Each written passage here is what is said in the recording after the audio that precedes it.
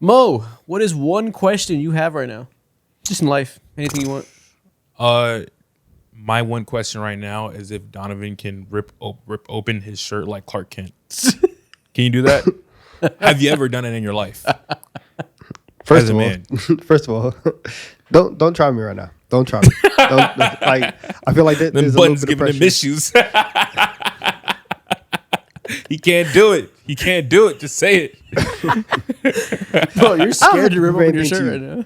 By the way, I don't have to prove anything to you. And for that reason, I'm not gonna do it. I'm just testing your abilities, man. I'm not gonna do that. I'm just noting it. Why is he so scared right now? And again, here's the thing. As a man, why are you worried about what I can do and not worried about what you can do? Just testing abilities. You see what I'm saying? You're doing sharpens unnecessary tests. You're wasting energy. You could be working. You could be going to the next level, but you're worried about what another man does. Let's think about that for a second. All this to say he can't rip his shirt open like exactly. Just say it. Guaranteed he's tried it before. Gave him fits. He couldn't do it. All this to say buttons are more powerful than his grip strength. That's crazy. What a workaround. Oh, man. Well, on a different topic. As you guys see by the title, we're here today for one of my favorite episodes of the year. And both shows, our NBA show, our NFL show. This is one of my favorite shows we do for both seasons. We are going to give one question that we think will define every single NFL team season. Of course, every team has a different timeline, different goals for this season. This is one question we have that the answer to it will kind of tell us the answer for where we think this team goes and if they succeed given their expectations. Donovan, give me a high five. High five. So that being said, cue the intro music. Let's go to my team and let's talk about one question that will define every single team's year.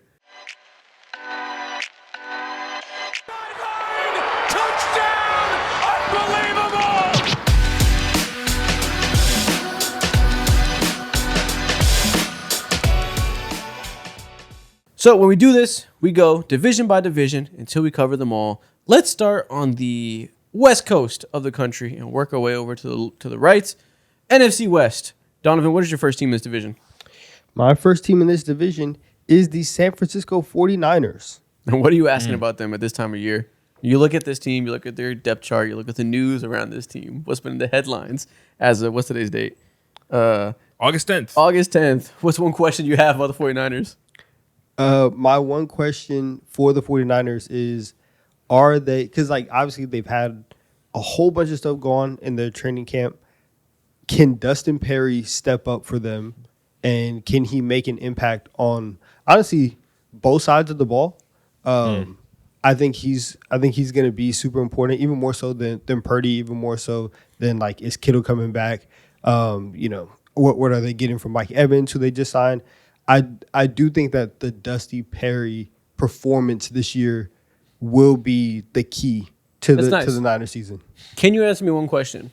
Yeah. That I heard all that makes sense to me. I'm just looking around thinking, who the fuck is Dustin Perry? He is the head of strength and conditioning for the 49ers.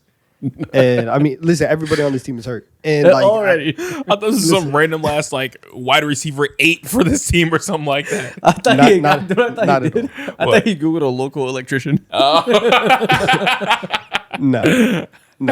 Because listen, the substation is up right now, and even if we want to like put that to bed, somebody has to answer for everybody getting a hamstring injury. Somebody has to answer for everybody not being able to make it through training camp. And already you're seeing injuries be the storyline for the 49ers. And like as much as you want to believe in a Kyle Shanahan-led offense and Brock Purdy and that team and Fred Warner coming back and this defense, taking steps forward after all of their additions. If none of the starters are healthy, then what are we doing this for? Like we really can't do anything.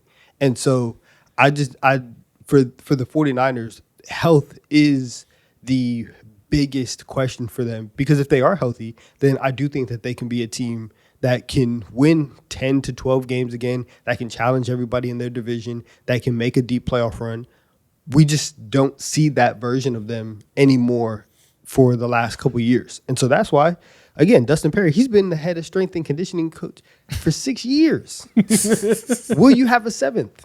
I don't know. I don't know if that's gonna happen. It's kind of unbelievable we're already here. This is all we talk about with them every single year. And we laugh, we joke, we talk about how this team is just completely cursed, and we attribute that curse to an electrical substation instead of like a deity. We're kind of past that. It's no longer God striking you down. It's science. It's nature striking you down. That must be the only thing to explain this, right? Like, yeah, this can't be some form of regular bad luck. This can't be logic. It has to be the laws of nature are against you via substation. And here we are already. That I'm seeing reports coming out of camp that Deshaun Stribling is looking like their best wide receiver already. Great pick. Everyone's saying, all the analysts that said they reached in the second round to get him, or into the first, I forget, were wrong, right? That he looks great. That Kyle Shanahan did it again. He found the next diamond in the rough. I interpret that as he's the only one left. Of course, he looks like the best one. Mike Evans isn't practicing. Ricky Pearsall is already out for the season. We didn't get a chance to talk about that when it happened last week because over the last 3 weeks we were on vacation and we had recorded those episodes ahead of time. How are we already here with the 49ers and it's August 10th? They went up. They called Debo. They said, please come save us. He said, bet. I got nothing else better to do. In 2026? Fuck, man. That's so tough. If you're a fan, just like, how do you even live your life going into this year? Usually, like, this is a time where all fans are given a hall pass to say the most crazy, delusional, insane things possible because you have the right to. We've been without football for so many months. And now, like, you are the only franchise in the NFL right now who can be like, damn, season didn't even start yet. Preseason didn't even start yet. And it's over already. So is it over? That's the question, right? Are they... Because obviously the question is, are they going to be healthy? That's always the thing we talk about with them. Mm-hmm. Are we at the point... Like, how worried are we? Because I haven't gotten to the point in the preseason... Extremely. You're extremely. Like, like this is the thing. And I like for the 49ers... I think the bigger question is there anybody on this team that has the ability to raise their floor high enough? Because last year you had CMC, and even though that he was one of the least efficient runners, his ability as a pass catcher and Brock Purdy and Mac Jones and their, back and forthness when one was out, coming in, whatever. But those two things were able to keep the offense on schedule. I don't like... Are we going to get another version of CMC like that in back-to-back years when, one, we know his health stuff, we know his up-and-down nature of his career, all the other guys that you added to be the ancillary pieces to that? I have no idea. If CMC can't get to that level, if the defense can't get to that top 12 level to now be a actual like influential unit, then I don't think that this team has a serious future for this year. Yeah, it's unfortunate they're already here because we talk about how insane this division should be, and naturally, always Kyle Shanahan-led offense. When his starters are healthy, he's going to put them in that mix. Even when it's a year like last year, when they have every reason to roll over and die because all the defenders get hurt, they find a way to have a coaching masterclass on both sides of the ball and remain there. Now it's like I don't even know how to talk about them besides this conversation. When we get to next week and the weeks after that, before the season starts, and we do more like ranking and talking about who we think are going to win these divisions, I'm sure we'll get more nuanced in how they can still find a way to overcome this, and still going to do the typical Kyle Shanahan-led teams they always do. We're not going to write them off. But for today, where it's literally just asking a question that'll define their season, it really can't get much deeper than the injuries. Yeah. Yeah, I agree, man. I agree.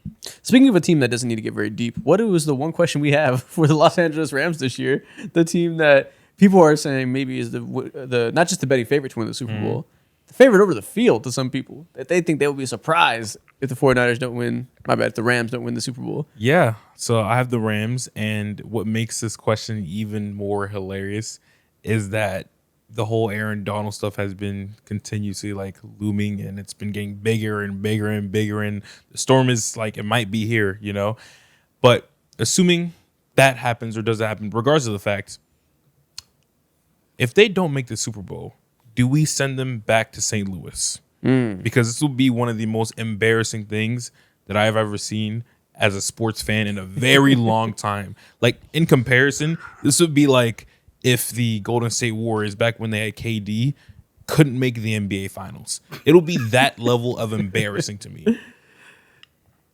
Listen, I think that's true. I think that's no reason. That's not ridiculous to say that. It's not crazy at all. Obviously, barring health, like if they just lose fair and square because they just sold. And, it's hard to say that because football is a different sport than basketball, right? Mm-hmm. single game eliminations, crazy shit can happen. They can fumble twice, and all of a sudden a close game ends up going the other way when they should win. We understand all that. We know that football is a game that lots of crazy things happen every year. Almost never do you see chalk end up being the matchup of the Super Bowl you expect preseason. Very rarely do you see the betting favorite end up being definitively the best team the whole year and win the Super Bowl. We understand all of this. I will still be shocked if the Rams are not representing the NFC at the very least in the Super Bowl this year. So you're right. If they don't do that, we got to think of creative ways to damn them to hell. And I think sending them back to a city that they left by choice, that's a good place to start. I agree, man. Let's do that. Let's like go ahead and strip them of their jersey names and their colors and stuff like that. Like they just got the rebrand. Yeah, take it back. Take it away. Exactly. Put that gradient back on the jersey. We hated that. Make them wear tan and navy. Something like that, man. It's like a school uniform, tan and navy. We should make them wear the old Steelers uniforms. Leather helmets. Yeah. I do think the interesting part right now definitely is the Aaron Donald stuff. Of like, is he going to come back? Kind of seems like the answer is way more likely to be yes at this point than no. Yeah. How psychotic do you have to be working out at the facility and just be like, nah, I was just chilling here, bro. Wanted to get a quick lift in. He's definitely coming back. I think so. Probably. How do y'all feel about this footage? I haven't seen this yet. I saw this footage, and it did ask the question because not that he's like moving bad, but also this is peak time for workout warriors to come out and post the tapes. And in the illustrious words of Cam Newton, that workout video is not going to get you 1,000 yards. I've never seen a DT do this, so I have no frame of reference if this is impressive or not. Okay, isn't he like 300 pounds? No. How big is he? No, but like he's moving well, but he's also been out of the game for 3 years. So like, what if he comes back and he's washed? That would suck. I would be unfortunate to see. I think that he probably has a good feel for if he's washed or not, and I think judging by the fact that he retired early and has like reiterated all these times that like. I didn't want to be out there when I knew I wouldn't be able to give 100%. And all these things that like you want to hear from an athlete that retires early that's like knows they want to go out on top. I don't believe he'd come back if he was washed. I think he would rest on his legacy and just say, Miles, you got it without me. Why? Athletes do that all the time. They do. I think he's a special type of maniac. And I think certain levels of athletes that display the maniac tendencies that he display have no desire to be washed because it's embarrassing. And I think that he understands. Like he went out on top for a reason, you know? I feel like if he was really cooked, and I guess maybe we can get into what wash means in an Aaron Donald context. Exactly. If he knew he would suck, I really think he could tell, and he wouldn't come back. That's okay. That's fair. But also, the same maniac that makes him be Aaron Donald is the same one that could be the maniac driving his downfall because he doesn't realize that he could be washed. And even him being washed, like I don't think anybody on this team is gonna get like 1 million sacks to their name. I think there's so much for everybody to eat and everybody is going to have amazing opportunities. I think it really does depend on, are they sending the double team at Aaron Donald or are they sending it at Myles Garrett? And if they send the double team away from Aaron Donald, they are saying that you are washed. And in my eyes, that is the only thing that I can look at right now and say, yeah, that's going to be the marker of him being washed. Do you lose the respect of the league and you don't command double and triple teams? The fact that the respect of the league and whether or not you're tossed aside by your peers is determined by your respect level relative to Myles fucking Garrett is outrageous. The standards are so goddamn high. That's where we're but at. I get it. Yeah, man. But not much else to say about them. We know how good they are. The question is just on a serious note, can you stay healthy, keep your stars intact so everything we think you can do with this stacked ass roster comes to fruition and you aren't a team that could have been because of injuries, right? Because outside of injuries, there's no reason to doubt them. They were a team that was incredible on both sides of the ball last year with glaring flaws on the defensive side. They didn't have the coverage corners to be able to run regular man coverage and trust their talent to win. They had to get creative, dialing up blitzes, dialing up stunts, doing all these things to kind of hide the talent deficiencies. You get new cornerbacks. You get Myles Garrett to make the pass rush even stronger. Like, there's no harsh flaws to pinpoint outside of lack of depth on the offensive line. Old quarterback can get hurt at any point. Like, I guess you don't love your wide receiver 3 and 4 situation, I guess. And those type of questions literally can be said about every single team in the league. So at this point in time, it's only them and, of course, like health, barring, the Matthew Stafford stuff. But last year, he proved that to be just hullabaloo, and he was healthy the entire time. So right now, bro, like, it's only them. Yeah, it's No like one it's else. right now. It's a real TI versus TIP situation where you're just in a lifelong battle with yourself to stay healthy and make sure you can win the Facts. championship. Facts. I have nothing else to pinpoint. No weaknesses for real. Yeah. All right, next team in this division, reigning champions, Seattle Seahawks. Finally, an interesting one. One question that'll define their season: was the offense last year a fluke? Were you Kubiak made? Can you do it again? And I think the answer is no. You're just not a fluke. You were not Kubiak made. But I'm open to the idea that we shouldn't assume that the offense doesn't take a second to get back in form. I think last year, obviously, they were the surprise champions. None of us saw it coming. We didn't even know if they were going to be. We thought they weren't going to be a playoff team because so crazy. They had lost Geno Smith, replaced him with Sam Darnold. We said, okay, Sam Darnold had a lot of times where he wasn't very reliable. Just went out sad in the playoffs the year before. Don't know if that's an upgrade or not. At best, I understand it because he's younger, but yikes. And then why do I not think that's an upgrade necessarily? Because in the past, Sam Darnold has struggled with pressure. And we've seen times in his career where he plays okay and then the pressure burst pipes. And he looks really bad dealing with that. And we looked at that offensive line last year with Anthony Bradford, with a rookie guard, and the center we didn't feel like is going to necessarily light it up between them. And we said the offensive line might not be able to facilitate them having a super strong run game, being able to dictate the line of scrimmage, might not be able to protect Sam Darnold really well. You lose DK Metcalf, you lose Tyler Lockett. JSN, we think he'd be really good. We'll see what it's like with him as wide receiver one, but the room around him isn't necessarily fantastic. Cooper Kupp's getting old. We had all these reasons to doubt like every single level of their offense. Pretty much all of it broke right for them. And they had like the 11th best offense in EPA per play, was good enough to win a Super Bowl while having the best defense in the league. All that went well for them. Is it a guarantee all that goes well again without Kubiak there the second year? No. But also I do think that the offense fell off a cliff in the second half of last year. And they were struggling a lot. And you really started to see like even a lot of the stuff that was going well and the stuff that started to break right in the first half of the year, you saw the struggle. And so the fact that they did make the Super Bowl, the fact that they were super dominant on the way to the chip was obviously like a testament to their defense, but it's also a testament to, I guess, just the offense, just to dial it up one last time, because they weren't efficient in the red zone. Their balance of being able to run the ball and throw the ball at a high level wasn't really there. So I think if you get 14th, 13th best offense in the league consistently, excuse me, through the entire way through, I think you'll be fine. And I think that they're still going to be in a position where we're looking up at the NFC Championship game, and it's like, oh, yeah, the Seahawks are right there. Of course they are, because their entire defense is stacked, and because Sam Darnold has proven that he can be the guy for this offense, and you have one of the four best receivers that is instantly just raising any offense that you have. Yeah, they definitely give us reason to not doubt them going into the season, right? Everything that I mentioned roster-wise that we approached with skepticism last year when they were coming off of a year in which we didn't really have the reason to give them the benefit of the doubt before last year, right? There was always the chance that Kubiak was going to be great, that those first two games he had in 2024 for the Saints before their depth chart fell apart, that was going to be real and Kubiak was going to be the level of offensive coordinator that he was, that ended up getting him the head coaching job, right?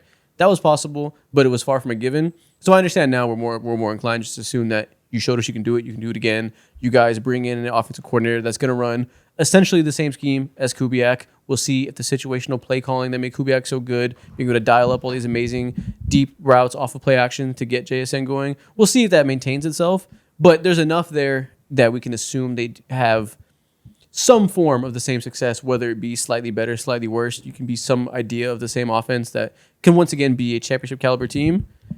I do think we saw enough of all those weaknesses, though, that it won't entirely shock me if there's, at least in the first half of the season, as they get their feet wet with a new coordinator, it won't entirely shock me if the fact that the run offense was never efficient last year. They just did a lot, and teams respected it for the play action and facilitated things, but they never ran the ball extremely well.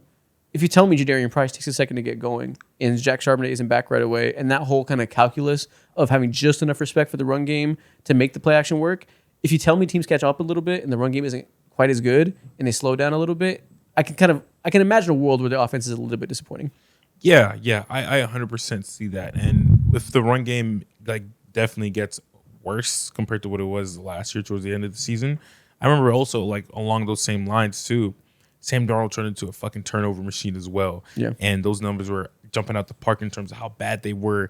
And so I feel I feel confident that they'll be okay. I don't know if their record will match up to last year's, but I feel like guys like JSN, again, he's still there, going to do normal JSN things. But more importantly, I feel like I have a lot of stock in AJ Barner and their new OC's. I think he's a tight end coach specifically from the Niners. And I feel like someone like him should be primed for a breakout year. So I feel good about them. Maybe not as efficient in the run game because there's just too much to unbox right there. But hopefully, praying to God that they'll be all right. Yeah, and maybe Gray's able comes out and is an all-pro level guard this year, going to year 2. That's always possible. That does a lot for them. You mentioned Barner. Maybe Torrey Horton stays healthy and he breaks out, and Rashid Shaheed has an even better time here in the second year with this team, going to his first full year with them. Like, there's plenty of reasons to say they can get better and have an even better offensive year than last year. So I'm not worried or anything, but it'll be something to monitor in the first month of the season, just because losing a coordinator, especially one that's good enough to get a head coaching job, when you're already a team that had an offense that succeeded in spite of some glaring weaknesses, there's always a chance that was a little bit best case scenario and is hard to repeat to the exact same level. Yeah, for sure. Last team in this division, real quick, I have the Arizona Cardinals. One question for the Cardinals. Do we have 5-star players to build around coming out of the season? Do we have 5-star players? That's a lot. 5 is a lot. You would think. Right on them off. They have a lot of good players. And I don't think this is a year in which we really had to spend any time thinking, can they be a surprise team? Last year, I thought they'd be good. Last year, I thought they'd be a team that rivals for a playoff berth. And that was based on me thinking Kyler Murray was going to have a great year playing off of a second-year leap of Marvin Harrison Jr. And then the things would kind of come together offensively. And the studs they drafted in the top of the draft last year defensively with Walter Nolan and Will Johnson, that all that would come together and they'd be this sneaky team that we didn't see coming that burst onto the scene and maybe rivals for a wild card spot, right? None of that's happening with Jacoby Brissett. I'm not wasting any time thinking about that. And they have a schedule from hell. Have you guys seen their schedule? No, I have seen the schedule. Pull up their schedule. It's fucking insane. It is ridiculous how hard their schedule is. So I'm not going to spend any time expecting them to be like a good team, right? They're clearly in a rebuilding year. I think they might have more talent than we expect, but they're not going to be making a playoff push. Yeah. Can we exit this year thinking we have 5 building block star players? That's my question for them. Who are the guys? There's some obvious ones, obviously. Yep. So already we know that they drafted Jeremiah Love. I think we can expect him to hopefully be one of those star players, right? Paris Johnson and Trey McBride are already really good. 3 players there. Those are the given. Boom. Now we have to get 2 more out of Walter Nolan, first-round pick from last year, who I think can still be a star pass rusher, disruptive, play the run and pass type of defensive tackle that's prototypically, we're just watching these guys around the league get paid $30 million a year, right? Hopefully he can be that. Will Johnson, health-dependent cornerback 1 prospect. Can he be great? Marvin Harrison Jr. Can he break out? All right, Michael Wilson. Let's stop that. Can 2 of those 4 prove to be star players you build around going to the next year? Or Carson Beck, if he can be a surprise quarterback. Let's move on. If he's getting a little good, that's ruining a lot of shit. Let's move on. Can 2 of those handful of guys prove to be building blocks? That's a question for this season. No. Oh, man. I do have their schedule pulled up now. Oh, my God. So here we are. Chargers week 1. Damn. Mike McDaniel, Justin Herbert, you're the first one to catch that belt. Okay. Nobody has film yet to be able to defend against it. Good luck. Seahawks, 49ers. Super Bowl belt. Super Bowl Division belt. Shanahan belt. Giants. Jackson Dart belt. Whatever that means. Lions. Jahmyr Gibbs belt. Jahmyr Gibbs belt. Rams. I mean, come on. Everybody belt. Jesus Christ, the championship belt right there. Broncos. Designer belt. No fly zone belt. No fly zone belt. Cowboys. Popular team belt. Okay. Seahawks again. That's Super Bowl belt. Rams. Oh, wow. Again. Jesus Christ, this gets worse and worse. Holy fuck. Chiefs, Commanders, Mahomes belt. Eagles, Jets, Saints. So they close it out with a couple gimmies, but the first 16 Time weeks. out. They are not in a position to have gimmies. My bad. And also, I said a couple. They're just regular You're right. games. You're right. The regular games. And also, I said a couple. The Saints are not. The Saints probably win the division. Like, I shouldn't have said that. They have the Jets and the Commanders are winnable-ish games. 14 weeks of straight contenders. And then the last 2 weeks are cut off. It's the Raiders and the 49ers. Jesus. Raiders and 49ers. Hey, I'm looking at this right now. I might have to put this in. Might have to put a slip in myself. Rams to go 17-0 Cardinals to go 0-17. How we feeling? We like it, yes or no? You know what? I don't gamble. It's 17. I don't bet. But you're starting to convince me. Right? That's a special season. We might be able to cook something up right there. Yep. So I think one of those defenders will make a star leap. My bet is Walter Nolan.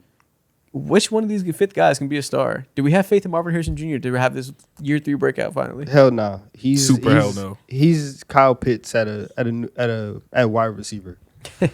I have faith he'll be good. I think he'll get better. I'm obviously not going to do any star wording until he shows it to me, but I do think he can be good.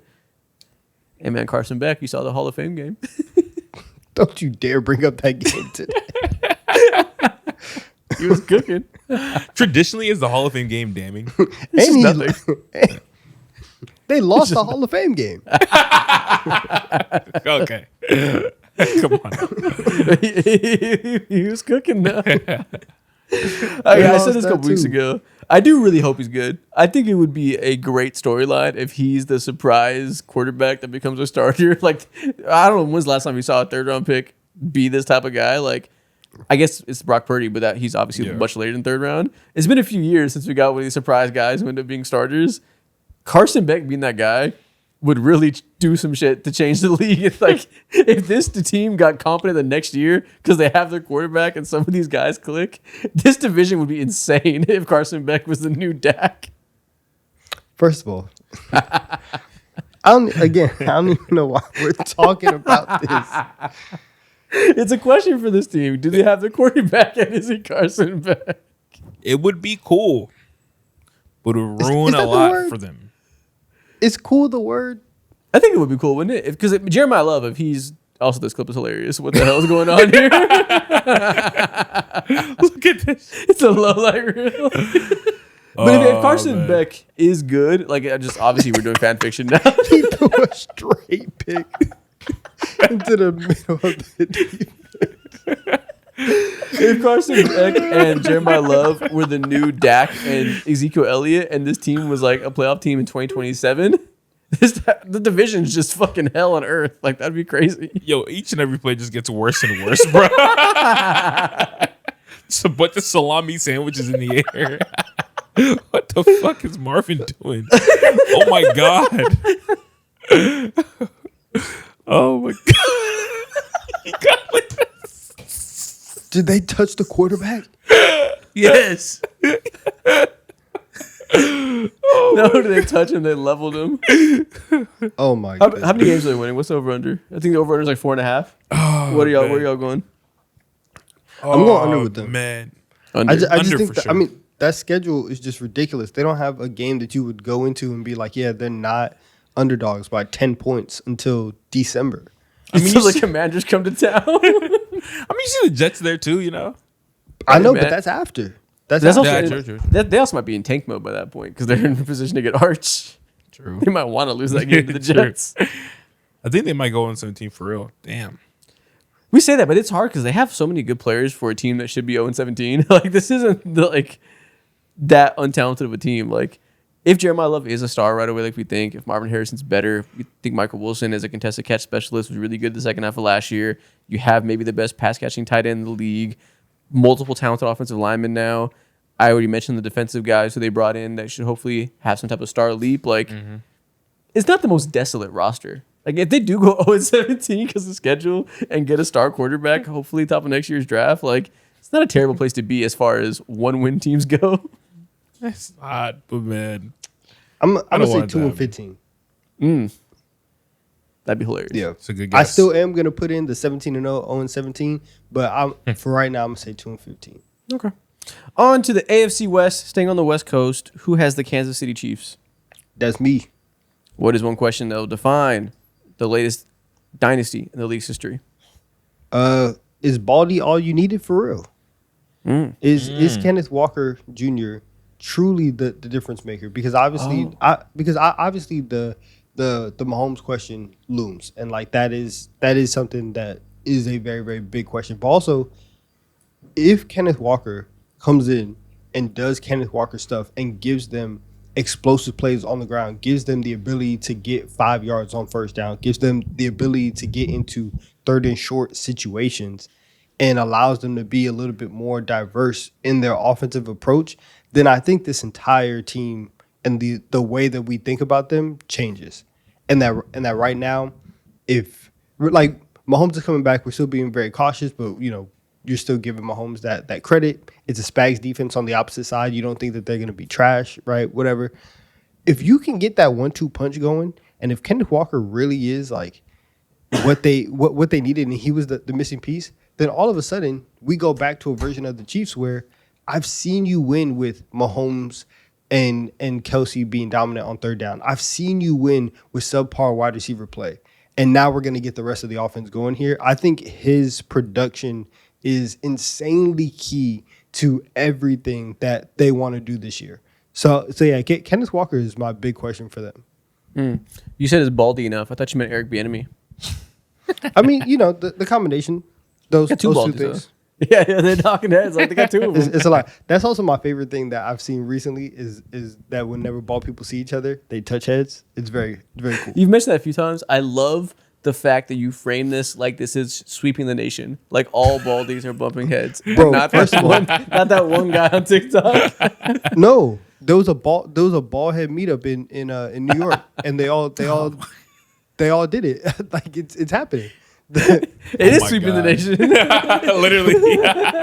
They're taking the streets. Like I'm sorry, I'm just reporting what I'm seeing. Just bonking heads. But yeah, they really did like defensively is where they put their main assets this summer, right? They said, we're not going to allow our team to be completely reliant on Patrick Mahomes to save us when he has as many just mediocre weapons around him. We need the defense to be able to hang their hat on that end. And we obviously go out there, we get Peter Woods to hopefully be the heir apparent to Chris Jones. In the early days, hopefully both of them together is incredible, as well as Kyrus Tonga coming in to stop the run. We go out there and we get Mansour Delane, the best cornerback in the draft, bring back L'Jarius Sneed. Hopefully on the defense side of the ball, where we put our assets, we're good again, and that makes us better than last year, right? Offensively, like, I agree with you that obviously the Kenneth Walker thing needs to be their main addition that gives them the juice since it won't be the receivers. Mm-hmm. It really will be a Patrick Mahomes save us year, though. Like, regardless. They're going to have to get peak Mahomes coming off an ACL tear that's able to do everything he's always done and just be the guy to lift all boats around him. Yeah, I agree. And not that he has like a lot to prove because he's already has one of the greatest careers at that position just of all time in general. But when it comes to the type of load that he has to carry for this team and how there's so many like loose ends and there's all types of questions across all things, it's like pretty much, I'm not going to say like now or never, but the time is like officially clicking and it's ticking and it's like on the other side of 30 now for the first time. Yeah. So it's a lot of responsibility to bear, and we're asking him to do the same exact things that he did once before. Can he do it? I don't know. Question. Are y'all entering this season with the same mindset around the Chiefs as we have in years past, where it was kind of, one, assumed they'd be one of the best teams in the league, two, like expected, and if it didn't happen, you'd be like bewildered and say it's a failure, you're selling Mahomes' legacy, et cetera, et cetera, et cetera. Do you also have that mindset, or are you kind of like they're mid and whatever happens, happens? You can't have the mindset of them being just mid, whatever happens, happens. You can't say it's another reloading year coming? I would be very disappointed if that happened. I know they shouldn't. They should. Like, we would like to see it be the case, but like, do you internally, in your heart of hearts, have the same belief that they will be back and you should expect to see them come Super Bowl time? Like, you feel like Mahomes and the Chiefs are still Mahomes and the Chiefs? So I think bare minimum, if they have to make it to the divisional round of the playoffs. And that is where I see them. That's where I see them. Those are my expectations. And that's kind of just, that's my overall view about them. Super Bowl, I think you need a special side of the ball, and I don't know if they have that yet. Like I'll wait and see on that. I'll wait and see if Mahomes can come back and be that guy. But I definitely still look at them and think that they should be like a legitimate contender in the AFC. Okay. Yeah, it's tough just because the division is so goddamn stacked that I feel like maybe I just haven't put enough mental energy into the Chiefs. And like, do I really believe they'll be back to being the Chiefs right away? Because it's easy to just say yes because you have Mahomes. End of sentence. roster kind of sucks. And They were tell me also off an 1-9 tear. in one-score games, though. Yeah. And obviously you can get positive regression there and going the opposite of what we always say about the teams that win too many one-score games. So you're right.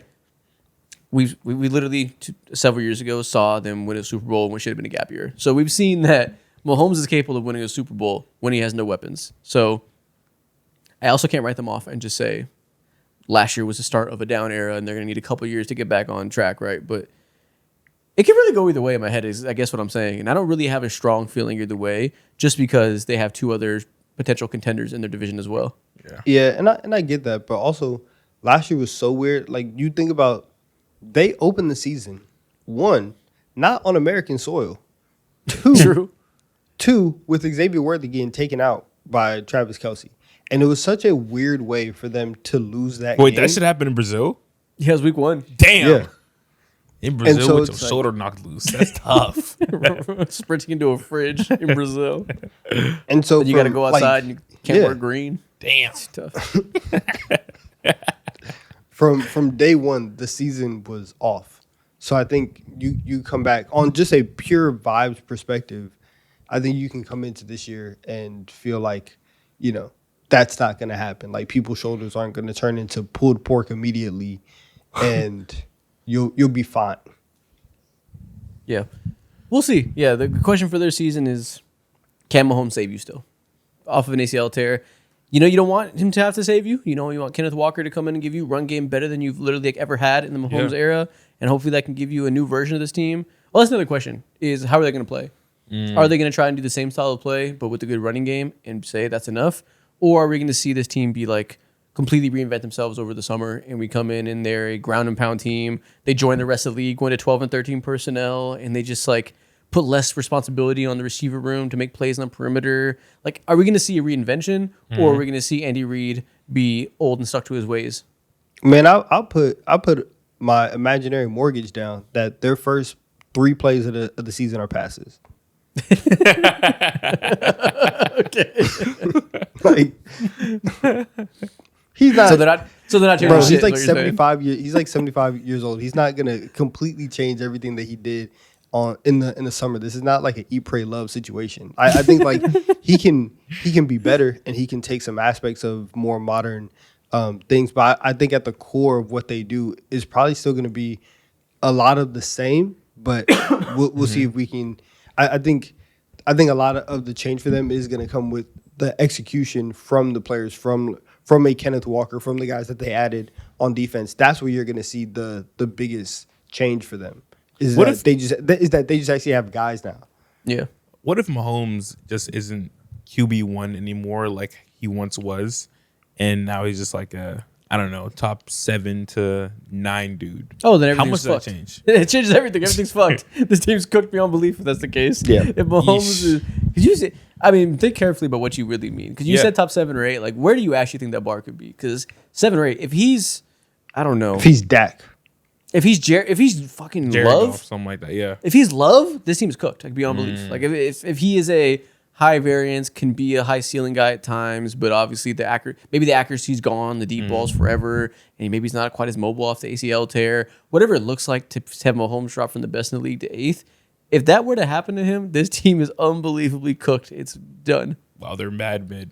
Yeah, because they have no advantages at all when it comes to literally jack shit on their defense. Of course, you know that, and their offense, especially outside of like Kenneth Walker, his head do be shining. Yeah, but that don't mean nothing really at all. Great. Now we have to rely on the 9th best running back in the league. Sick. Yeah. If he's not him at the highest level, these conversations will be for nothing because they'll be back to being 6-win team. But I don't think that's the case. So Okay, hopefully not.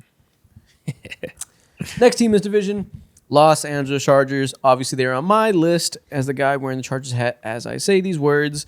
My question for their season. A lot of questions are being asked, obviously. Could go a lot of ways.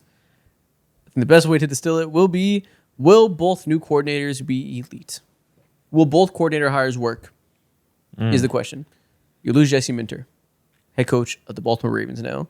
You had a top 5 scoring defense for both the last 2 years, top 3 last year. They were a certifiably elite defense without having elite talent because Jesse Minter is like the best play caller besides McDonald in the NFL on the defensive side.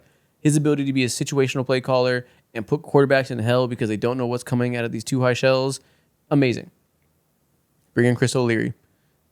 He is a guy that 2 years ago was a safeties coach under Jesse Minter. Last year, he went to Western Michigan to be the defensive coordinator there because Jim Harbaugh had a clear plan in place where he knew he'd lose Jesse Minter because he understood he was goated. They go let O'Leary be DC in college, get some reps under his belt, come back and be the new DC. That was always the plan, clearly. Can he be good enough to not lose a step on the defensive side? I don't know. We'll see. I hope so. I don't know shit about the Western Michigan defensive coordinator. I hear he runs the same scheme, but he's more aggressive. Jesse Minter is like the most conservative blitz caller in the league. He's very much a we're going to beat you with coverage. I hear Chris O'Leary blitzes more. Other than that, they're going to run the same scheme. I hope it works. He says, sick him. And that's sick. I hope it works. Tight. And then I'd say all that. I start with Chris O'Leary to get it out the way. That obviously, when you lose a coordinator like Jesse Minter, without question, there's a lot of pressure on the new guy to come in and be at the same level, right? Mike McDonald and Justin Herbert, you better change the world together. Facts. That's what really matters here. Can Mike McDaniel come in with Justin Herbert with a quarterback more talented than he could ever dream of coaching, and Justin Herbert getting a offensive coordinator smarter than he could ever dream of being coached by? Can these two combine to take over the league offensively and be absolutely unstoppable? Because that is the path to this team being a contender and hopefully winning a playoff game for the first time in Justin Herbert's career, and then more because the expectation should be higher than that if that does work in that regard. Can this be one of the best offenses in the league? Facts. Because he's moving. Listen, he's moving like a Super Bowl winning quarterback. I mean, you getting your hair played with on the sideline in training camp. Listen, man. You haven't gotten a playoff win. What is this? How'd you feel about this? This is crazy. It's a little bit of fiction. What's wrong with that? I don't know. Yes, Nick Wright. Apparently it makes Justin Herbert an absolute coward or something. Oh my God. Wait, what did he say? I didn't see. I forgot the exact wording, but he was just like that. The tone was, maybe that's why you're not winning playoff games. Maybe you're worried about the wrong things. Nah, just TV shit. Yeah, talk about something. Yeah. Maybe it's part of the problem. This is wild though. It is crazy. But like I do like we've talked all we've talked the screen. Thank you. Have you ever seen that Vine? I'm where there's two people, dog. there's couples like in Starbucks or something, and the guy walks up and he's like, "Is this allowed?" Because they're like forehead to forehead. Have you ever seen that? No, I don't know. No, I'm not gonna lie. Oh, Vine from like 15 years ago? Yeah, it really is. God, yeah. That's how that feels. It's like, okay. It's mad awkward. But yeah, like I have a lot of faith in the Chargers, and I actually believe in everything that they've done this offseason. And so, like you talk about the Chiefs, and at least my expectation of them being in the divisional round of the playoffs. The one thing holding me back, obviously, is just like the Chargers of it all. But like on paper, they should be a team that is like in the divisional round. They should like they need to win a playoff game, and they should win a playoff game this year. So if they're not 100%. part of the Final Four this year either, I would be shocked and disappointed. Would you be shocked? I would. Mo? Me personally, yes, absolutely. I would take it even further than that. Me personally, shit, I would be shocked if someone like Justin Herbert isn't at least in MVP conversations this year, bro. Like my expectations and standards are so high, and I feel like everyone knows, of course, like there's a gaping, not necessarily a gaping hole on defense. Yeah, you lost some pieces, arguably the biggest piece in your DC and Jesse Minter and all that. And I think everyone's aware, like, you have to have, like, an outstanding offense. I don't even know if top 5 is enough. I would say top 3, personally, for how just talented he is as a singular individual. And also, you have a couple guys on this roster, too, who are looking to make some moves and have a bounce back here, specifically talking about McConkey. So, yeah, I would be surprised. I think this will be the year for the Chargers. Maybe not to, like, win a championship or anything like that, but you'll get a playoff game, you know? Yeah. No, it's big time. It's Obviously, big all is time, and possible. They should. Obviously, all is possible. I think y'all are a little too sure, though. Like, I think it was last episode we mentioned this, and we were talking about this. For the past month, it's been nothing but glaze. And us having all the hope in the world since they got McDaniel, right?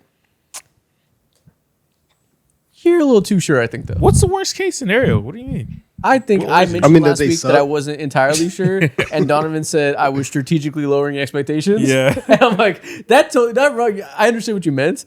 that rung in my head. I'm like, oh, we have way too much hope for the Chargers this year, and not enough talking of the possible downsides that still exist on this roster. I think I agree with you. I'm gonna pick them to. I might pick them to win the division when we get to it. Obviously, I got to balance my own biases there and see what I really think 2 weeks from now whenever we do that. But I think I'll probably pick them to win the division. Maybe I would too, even if I wasn't a Chargers fan. There's still plenty of ways to not, plenty of reasons to imagine it's not like perfect case scenario though. Like there is a chance Jesse Minter is just like the GOAT and they have a regular ass dude at DC now, and all these guys who've been playing great football in the secondary underneath Minter just look like guys. Maybe Dante Jackson didn't like change his career last year. Maybe he's still just Dante Jackson, and he's going to go back to being a teak guy that's very disposable because Jesse Minter isn't calling the plays. Maybe Thule and all these other guys are just regular, that without Jesse Minter calling the plays, their defense is like completely league average. You see, you can't afford that. And still, like, I know, of course, like your offensive line is in better health this season.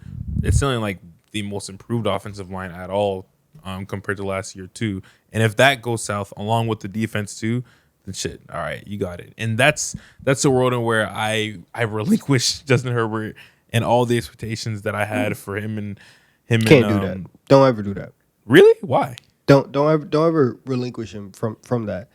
But with the offensive line, that's a separate thing. I think. Okay. I do think like on where I will agree with you is the high level of glaze, because whenever we've talked about them, and at least when Mo and I have talked about them, it's been an absolute best case scenario. And I think when the way you have approached like the opposite of that is not somewhere like in the middle, but it's been worst case scenario. I think if we're just talking about like if we're talking trauma, if we're talking about the middle outcome for the Chargers, I do think that this is a team that defense takes a small step back. The offense gets a massive boost because they've been working with one of the worst offensive lines in the league and a guy at OC who you have every name in the book that you can call him. And now war that criminal, terrorist, the bane of my existence. Oh my god, I can keep going. Exactly. And so now that you don't have Greg Roman running your offense, now you will get a boost from that. So I think like still this team, public nuisance, even like at its mid, can be a team that wins a playoff game. Super villain. Yeah. I agree. I think the fact that they have a tight end room with 3 versatile players now in Gadsden, in Kolar, and am I blanking? Njoku. I think the fact that everyone's going to try and do these 12 and 13 personnel looks, and they're equipped to do that, as well as Alec Ingold at fullback, like they're going to have a versatile offense. I think McConkey's going to have a bounce back year. I think Mike McDaniel and how good he is at drawing up run games, specifically with his outside zone concepts that really fit Omarion Hampton well, a guy who's been better to the outside so far in his career. Keaton Mitchell obviously is a threat to be a home run hitter from running back. All of these position groups, their weapons are incredibly deep and versatile that I think if it works out well, they can have everything needed to be this top-tier offense. Also think there's a chance that Omarion Hampton is kind of regular and is a little Latavius Murray-ish and can't make anybody miss behind the line and his vision is mid. And Quinn Johnson still stinks. And maybe Trey Harris is just a guy. And maybe Cole Strange being your locked-in right guard with no competition. And your left guard being maybe Jake Slaughter, who's a center playing left guard now for the first time in his career. Or Branson Taylor, who's a 6th-round pick from last year. Or insert whoever else wins that job.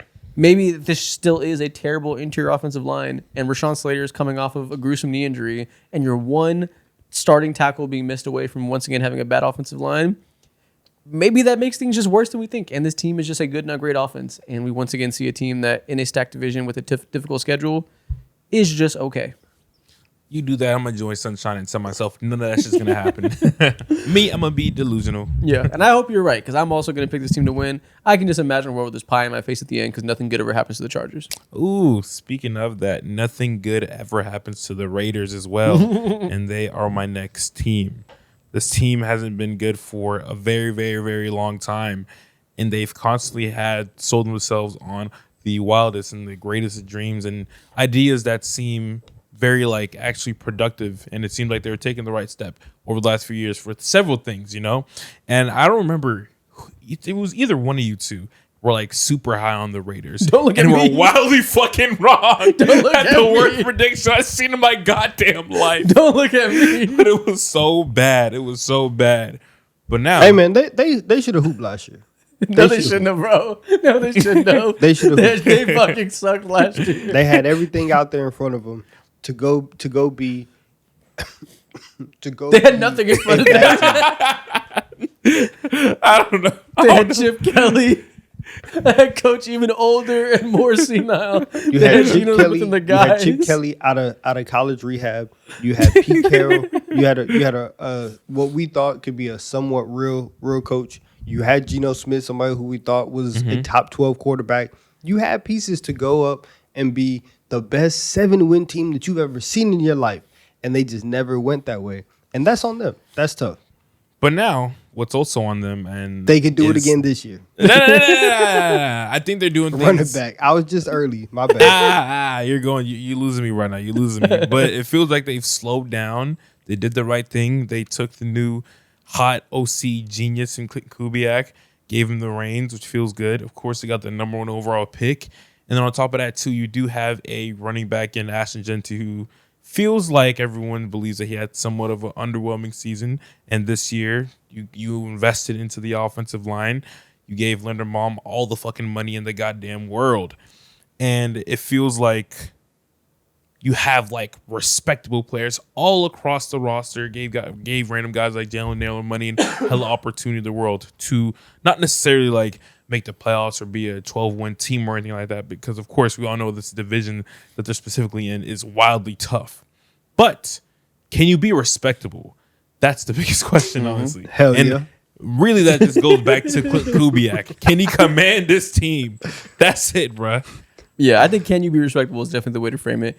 Can we have it so Donovan was just early, not wrong? And you know what? Maybe. I mean, they still have the toughest division in football right now, I think, outside of the NFC West. Yeah. So I can see a world where they once again win like 3 games, but also it looks more respectable for everything you outlined. Like maybe Kirk Cousins starts the first month, Mendoza comes in, sucks What for if 6 Mendoza weeks. is the GOAT? Okay. Where are you coming from? What if Mendoza looks like year 3 Tom Brady in his first year? What if he's just like that, man? What happens? You don't know. They win 10 games. Would Mendoza being entertain the scenario? If Mendoza games. is Drake May, is that good enough to make them win 10 games? Yes. Ashton Yes, Genty could be the I think 5th so. best running back in the league. Genty, healthy Bowers.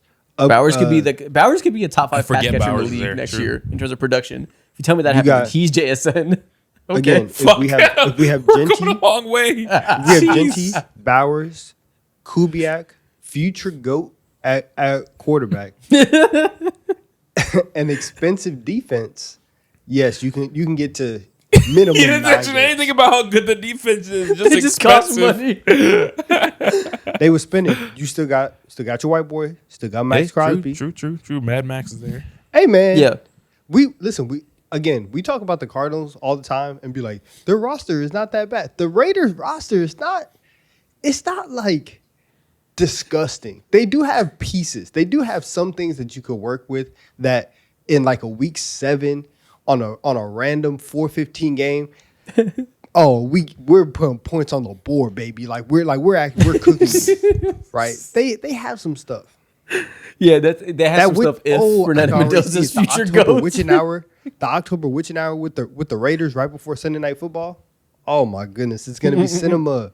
They're gonna have moments where they can cook. Yeah, sure. No, I mean, they will have moments. You're right. That's the best way to phrase it. They will have highlights on Sunday Ticket. They have to be. Now, you will see them on Red Zone sometimes. It's gonna be They'll lit. be there.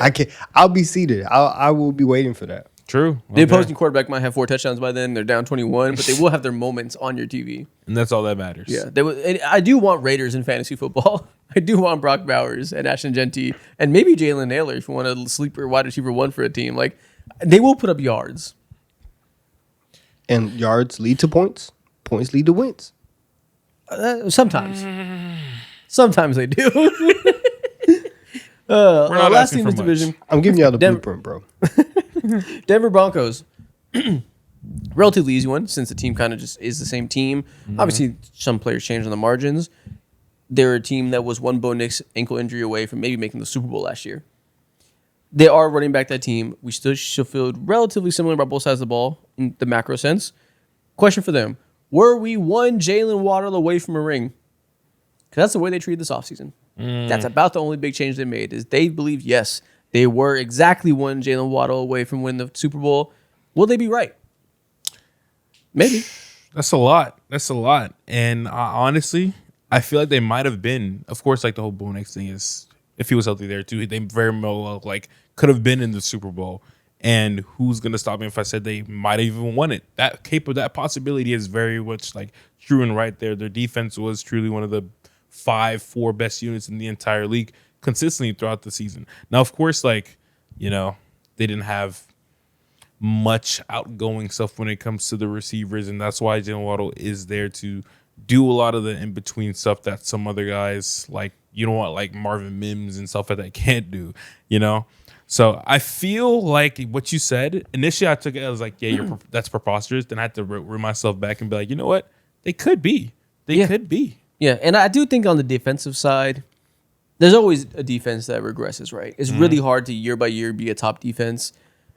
I'm damn sure not going to pick the Texans to regress. I'm damn sure not going to pick the Seahawks to regress. I guess the Seahawks maybe, I suppose. They lost pieces in free agency, so I guess it's possible. I'm going to give the benefit of the doubt and assume they don't. The Broncos are probably a team that we should bet on to be the team that gets replaced in top 3 by the Rams.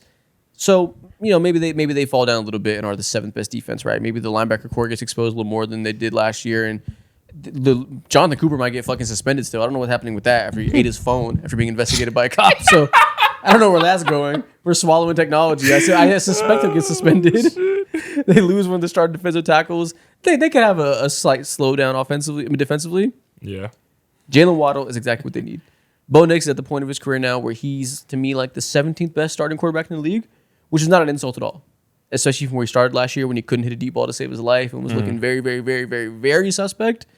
He is obviously a great scrambler that can improvise, make plays. He can throw a good deep ball up the sidelines, which is kind of the prerequisite for being a starting quarterback. He can do that. And obviously, I was going to say he's a good screen thrower, but that's not really a skill. But this Broncos offense is a very good screen throwing offense, and he's good at executing that game plan in the short area and using his deep ball as a counter, right? I just described Jalen Hurts. He is white Jalen Hurts at this point. Can Jalen Waddle be his Devontae Smith? Be a guy who can connect with up the sideline, something Jalen Waddle obviously has the deep speed to do, and be a guy who can excel in those short area screens that they'd run a lot of in Sean Payton's offense. Jalen Waddle is very good after the catch. I think so. There's also been a lot of talk about Pat Bryant coming up and being a guy who they aren't going to be able to keep off the field because he's looking really good in his year 2. I think the weapons that they added, maybe Jonah Coleman can get this some early down work, some power back there to when J.K. Dobbins inevitably misses time to complement R.J. Harvey. I think there's enough there the offense can take a big leap and be a top 10 offense next year to make up for the defensive drawbacks that might happen. Obviously, you know, they better hope so. I think because the Chiefs have gotten Mahomes back, because Kenneth Walker's on this team now, because the Chargers have made all the moves that they've done, especially on the offensive side of the ball, I do think that the Broncos are being a little bit overlooked. And if they're the ones in the AFC West that come out and they win the division again and they, you know, win 2 playoff games and they're in the AFC Championship game, they were hosting the AFC Championship game last year. Yeah, that's crazy. And they were doing that after Bo Nix broke his ankle in the divisional round. So they definitely have all the talent on both sides of the ball. Yeah, I think for them defensively is probably going to be the most interesting thing because it is their best unit. But the addition of Jalen Waddle, I think, insulates them a little bit from completely falling off the map if their defense also takes like a big step back. Yeah, last year when we did our preview episode, I said, well, obviously we all like their defense, right? It was pretty clear they're going to be a good defense before the year. I remember I had said that I think there's a chance to win 14 games. And at the time I said that, it was kind of viewed as glazed. It was kind of viewed as that's a lot for the Broncos, right, when we didn't feel like Bo Nix had proven anything. And I said I could see them winning 14 games if one of these young offensive weapons takes a serious leap. Whether that be R.J. Harvey in his rookie year, whether that be a Troy Franklin or a Pat Bryant rookie year, jump out, like year 2 for Troy Franklin, that would be. Whatever it looks like, if one of these guys becomes like a great weapon, I can see them doing that. They won that amount of games without that happening. None of those guys, the big leap I mentioned. It was done off of straight Sean Payton genius play calling. And obviously, Bo Nix getting better too, not to take anything away from him. Waddle basically is like what we could have possibly prayed to God that Trey Flanagan could have been. True. So I think every reason we could have seen a leap that didn't even happen on the offensive side of the ball, that like should happen now. Like it should be expected that the offense is that much better in what would have been a best case scenario for last year. Yeah, that makes sense. I get it. Yeah. All right, let's move on to the next division. We did the West. We're moving towards the East Coast now. Let's go to the NFC North. What is one question for the Chicago Bears in this coming season? Ooh, man, it's loaded. So many things are happening with this roster. One of our biggest offseason acquisitions, and Kobe Bryant is out, and he won't be there to start the year, which absolutely sucks. But with all that being said, we still have a lot of good things going for this year. We cleared the way when it comes to our receiving room, and now we are faced with potential Rome Odunze, wide receiver 1 hoops, could be Luther Burden, wide receiver 1 hoops, or it could just be Colson Loveland is the best catch passing. The hell, catch passing. Cast patching. What the fuck is that? But one of the best tight ends in the entire league. But honestly, none of this matters if Caleb Williams is not ready to like take the leap. And I feel like throughout the entirety of the off season, everyone's been crowning him as like the guy to pretty much like be one of the next, or to be like the next breakout star at his position. Pretty much be everything that people want him to be out of college. Yep. And if he's not that, then we get into pretty not scary conversations. We're going to be a decent team, but it'll be just like mid really fast, considering the fact that, yeah, like if you look at the defense, we added some weapons when it comes to our secondary and all that. Drafted the Thieneman in the, what was he, like 25 or 26, something like that. Yeah. He slept. He fell a little bit too. Still, regardless of the fact, we have a lot that didn't get answered when it comes to our defensive line at all, specifically our edges. And that is very limiting, considering the fact that we played, I would say, a gimmicky-ish scheme when it comes to our secondary, and we really we ran off with a lot of picks and stuff like that. Can you replicate that? That's insanely, incredibly hard to do. That's like historic level shit that we did last year, and that's what really saved our graces. Can we do that again? I don't know. Probably That's not. impossible to do. Yep. Guys, we did it. We made it through 2 whole divisions without mentioning quarterback for our biggest question for your team. And now we're here. We finally had to do it because you are right. The only thing that matters is Caleb Williams going to make that leap to being a top 10 player in his position? We've assumed he will be. Everybody that does rankings in the summer put him at 10. It's a very common thing. Everybody's saying, yeah, I think we'll probably get into that range, but he hasn't done it yet. So we'll put him in the last player to be number 10. Can you be higher than 10? Can you be borderline MVP level? Can you be a guy who we look up and say, one day he'll be the best quarterback in the league, maybe? That's what we need. Like, straight up, he needs to be one of the best players in the league at his position because, yeah, you asked, is any of that sustainable in defense? The answer is fuck no. It's just not in any way sustainable to get that many interceptions while also not turning the ball over yourself whatsoever. It's not sustainable to be a good defense with that little defensive line talent, with that little talent in general outside of the secondary, which obviously should be good. Now Kobe's hurt. They're not going to be a good defense. That's set in stone. They need to be a dominant offense despite regression. You're right. It's all on Caleb's shoulders. Yeah, I agree. And honestly, there's not much else to say. It's a pretty quick one cut for and such a dry. main character team. 'Cause it really is. Yeah, it's right there. Yeah. And there's other things, right? Like, can the new center come in and maintain the offensive line talent they had? Will Jonah Jackson stay healthy for his second year in a row? I don't know. Luther Burden just hurt his groin. He's probably going to be back by week 1. Is that going to come back to bite him throughout the season and be a cause of re-injury? I don't know. There's plenty of other things. None of it matters outside of Caleb, for real. I agree. Donovan, what team you have in this division? I have 2. So I have the Lions and the Packers. We can start with the Lions. Is Aiden Hutchinson going to win DPOY? Because I think offensively, I'm going to give them some grace, and like they have to figure out if they can run the ball. But with the amount of injuries that they have faced on the defensive side of the ball, and with the fact that they've like already just lost pieces due to like free agency and stuff like that, where's the production coming from defensively? And if they're gonna actually be a team that is gonna make a deep playoff run that is going to try and regain their spot at the top of the conference, you're going to need to be able to get on that side of you're going to need to have production on that side of the ball.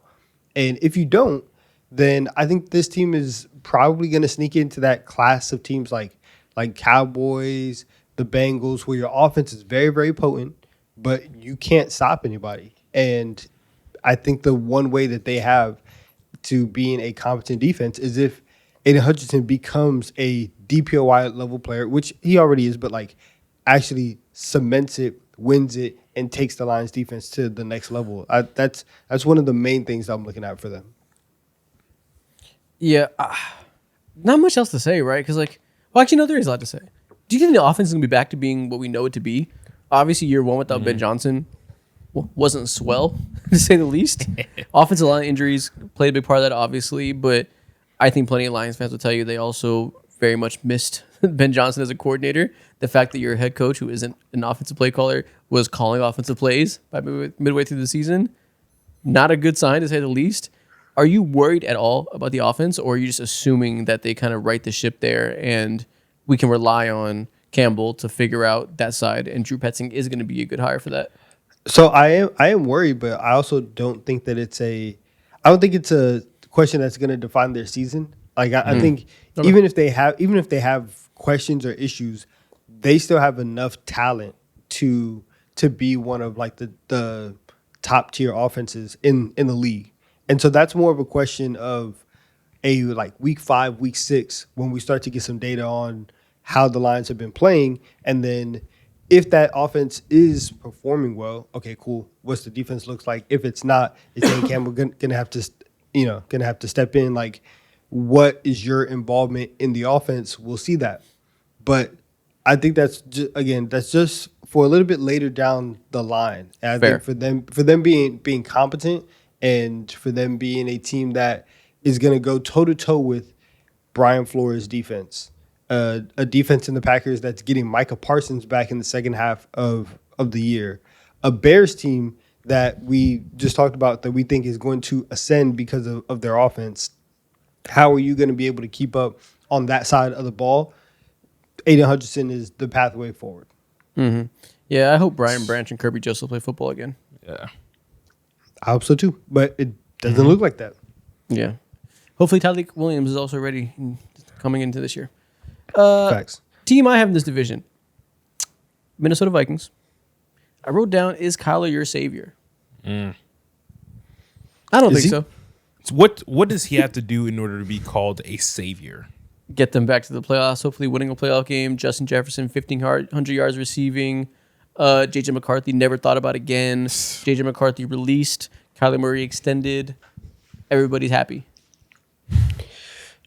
All right, so he's probably not the savior. Damn. Yeah, that's a lot. Keep in mind, they are in a QB battle at this moment. Are we buying that? They are in a QB battle in this moment. Is that buying that?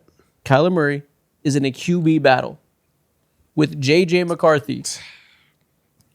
Do you think that's just them saying so in order to No.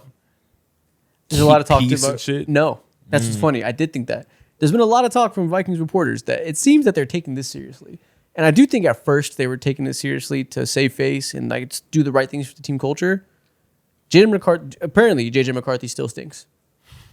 From reading the tea leaves from reporters that are there. Apparently Kyler Murray has also been so dog shit that he hasn't made it very clear he's a starter. That it's been a QB battle of a bunch of guys throwing picks. Okay, you can't go for 2 now.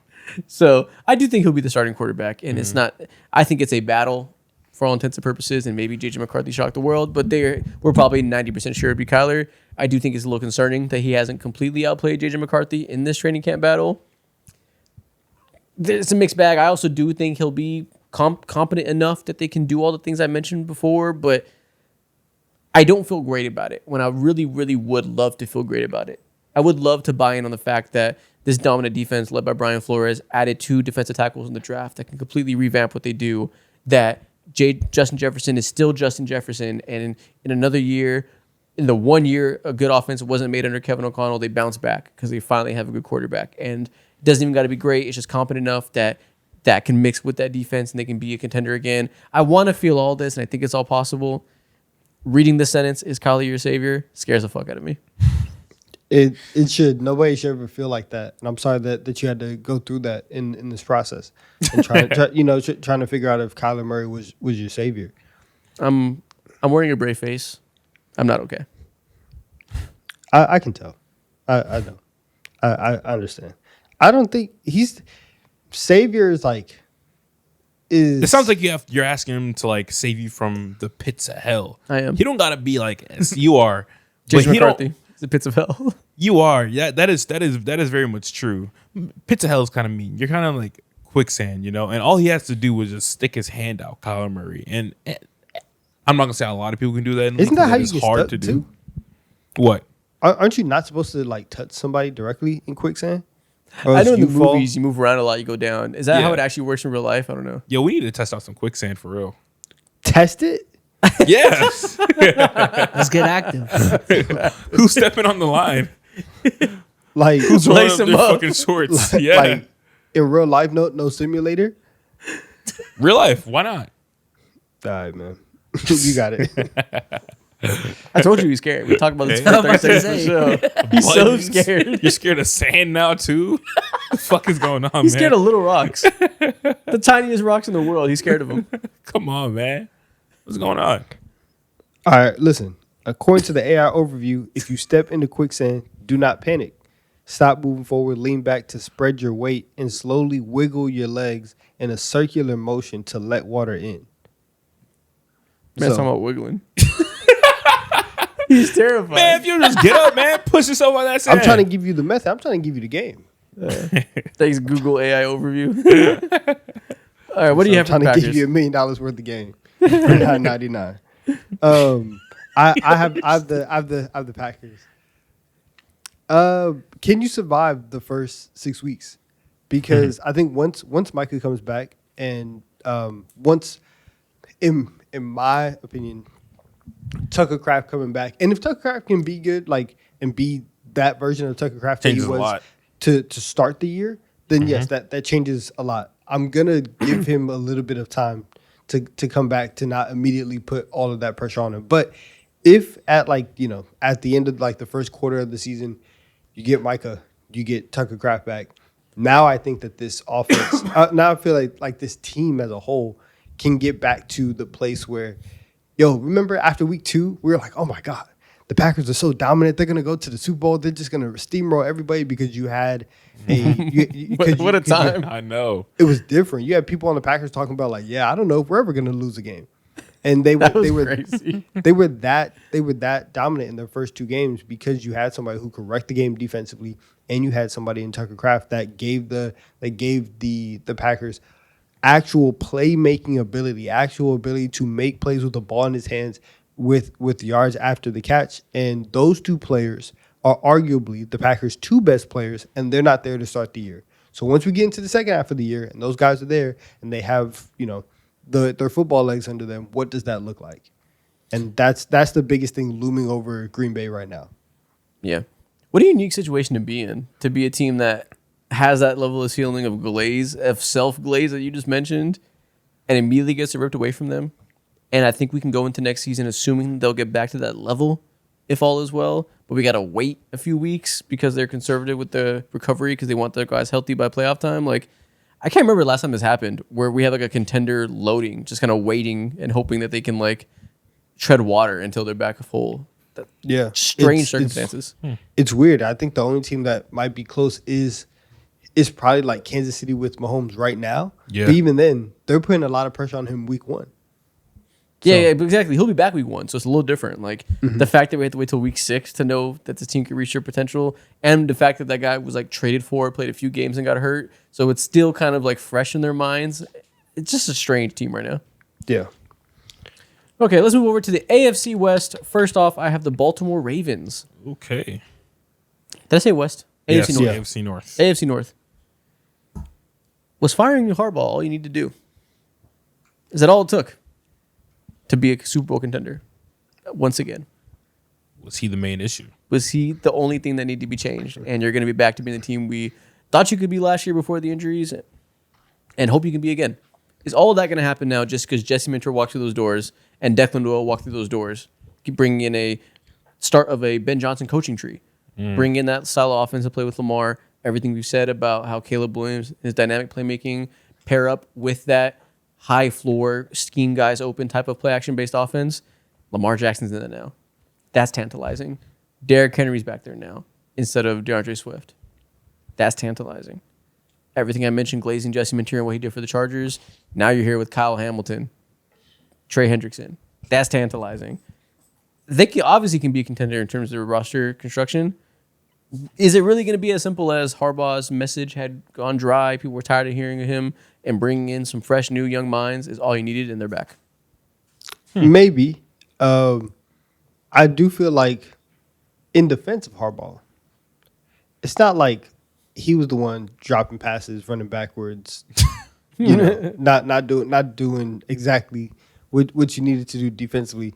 I do think that the way that we've talked about Minter this offseason and the general belief around him coming into this year, I think that that's something that we can look at and be like, okay, yeah, it was the right move to move on, get somebody who's been in this building, understands Ravens culture, but can now bring a modern twist to it. I think that's really good. And also, if you say no, why is it no? Is it because Minter is not ready, or is it because some of the stuff that we've seen with Lamar Jackson? You muted your mic. Oh, can't hear none. Is that my bad. Listen, they got this button. I was holding it the wrong way. My bad. But like, is the stuff that we saw from Lamar in the second half of last year, is that something that is gonna stay over? So I think there's like such a wide array of things that can happen with the Ravens, and I don't know if it's gonna be the only answer to your question about like is Harbaugh all we needed is I think like a Super Bowl appearance, because they did everything else under Harbaugh. For you personally, what you stuff are you like worried about for Lamar that might linger on to this year, from last year to this year? Just his overall like running ability. I think we saw it taper down just a little bit, and he's obviously like a very amazing passer. So even if that comes down a little bit, he still has the capabilities to be one of the best quarterbacks in the world and be in this new system. But in terms of being a guy that at a point some people were saying, listen, low key, he's actually better than Josh Allen. He's playing better than Mahomes right now. Like he is QB1 as a whole entity.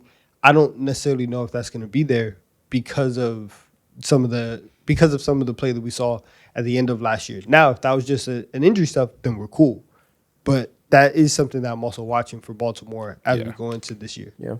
I personally feel so much better for Baltimore, considering like in this sport, a head coach does make the worlds of a fucking difference. And on top of that too, of course, like Derrick Henry, I don't know, for whatever reason, I just refuse to believe he's not going to be an elite level running back until he just decides to put that helmet down. Yeah. And on top of that too, of course, we can't forget they traded for Trey Hendrickson as well, who will make a difference for their edge group, which was dire last year. This position feels like, again, similar to conversations that's been had about them before. But it feels like this season should be like a given almost for me personally when it comes to seeing them not necessarily ascend, but be right back on track to where they're supposed to be. Yeah, they addressed everything that they should as far as weaknesses last year. Last year, their offense was obviously still very great as a rushing offense. They were first in the NBA, in NFL actually, in rushing EPA per play. Problem is they were 24th in passing EPA per play. And that's because they had no ability to protect Lamar Jackson. And obviously, as always, they have very little dynamic boundary receivers to surround Zay Flowers as a slot specialist. DeAndre Hopkins, salute, you tried. Mm-hmm. Jacoby Lane's here. And he has Button. He's ready. He has Button. I have so much hope in him being good, bro. I think he's gonna be. He's been lighting up camp, and I think it's real. I think that helps a lot. Obviously, if him and Surratt can come in and give them more just versatile skill sets on the outside. They were 27th in pressure rate allowed last year. Daniel Man. Don't come back to Baltimore. He's not safe? No, probably not. He's gone, and Vega Ione is here. Obviously, they have to replace their starting center after Linderbaum got the biggest contract in the world. I can imagine all this kind of culminates with Declan Doyle coming in and bringing in that scheme to them, hopefully being able to protect Lamar and not only having better than 27th pressure rate allowed, but in turn a better EPA per play and being able to pass the ball more effectively. And then defensively, they just couldn't generate pressure whatsoever. They were 27th in pressure rate generated. Bring in Trey Hendrickson. Hopefully, Madubuike's back. I guess if Mike Green in year 2 can do a little something. Obviously, Jesse Minter coming in to make the coverage that much better to complement that. There's not really anything to pinpoint and say they didn't get better in terms of any of the weaknesses. Yeah, I agree. Unless Jesse Minter's just not ready to be a coach, I guess. That's always a possibility, but you never know when those are going to happen until they happen. Yeah, and it seems unlikely from the way that everybody has talked about Minter. And so I do think that, I think ultimately at the end of the year, I think we'll look back and say it was a positive thing for the Ravens to move on. Yeah. Okay. Who has the Pittsburgh Steelers? That's me. What are you asking? I am asking, can you win despite that old man?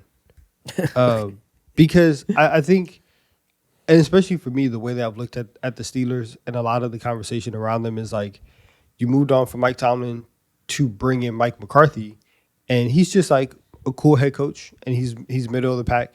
Aaron Rodgers has held them hostage in the offseason for a couple years now, and he's aging, and he's in his 40s now, and you know the kind of style of football that he wants to play.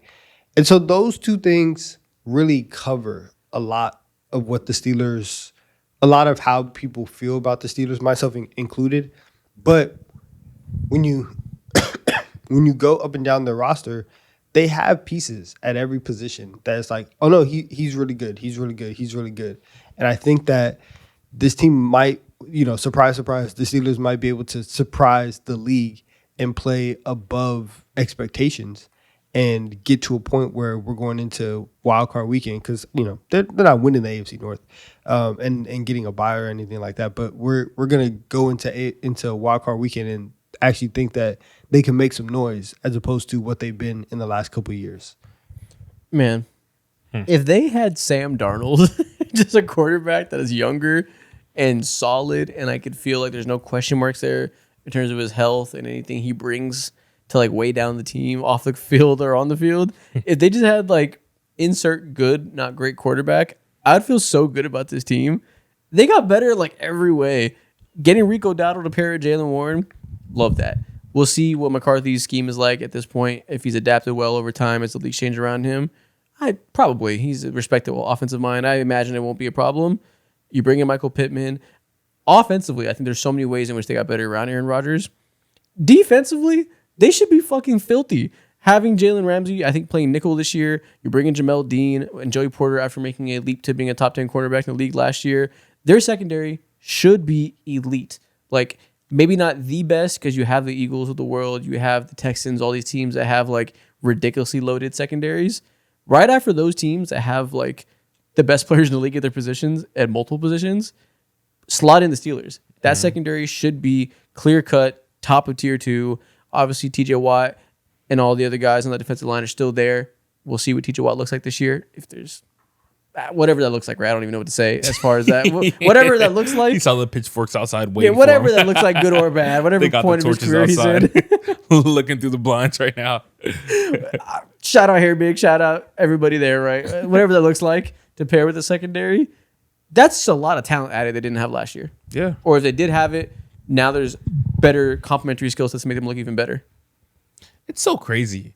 If everything goes right, I don't know what Aaron Rodgers looking right looks like in big 2026 anymore. But if he was just, question for you guys real quick, side tangent.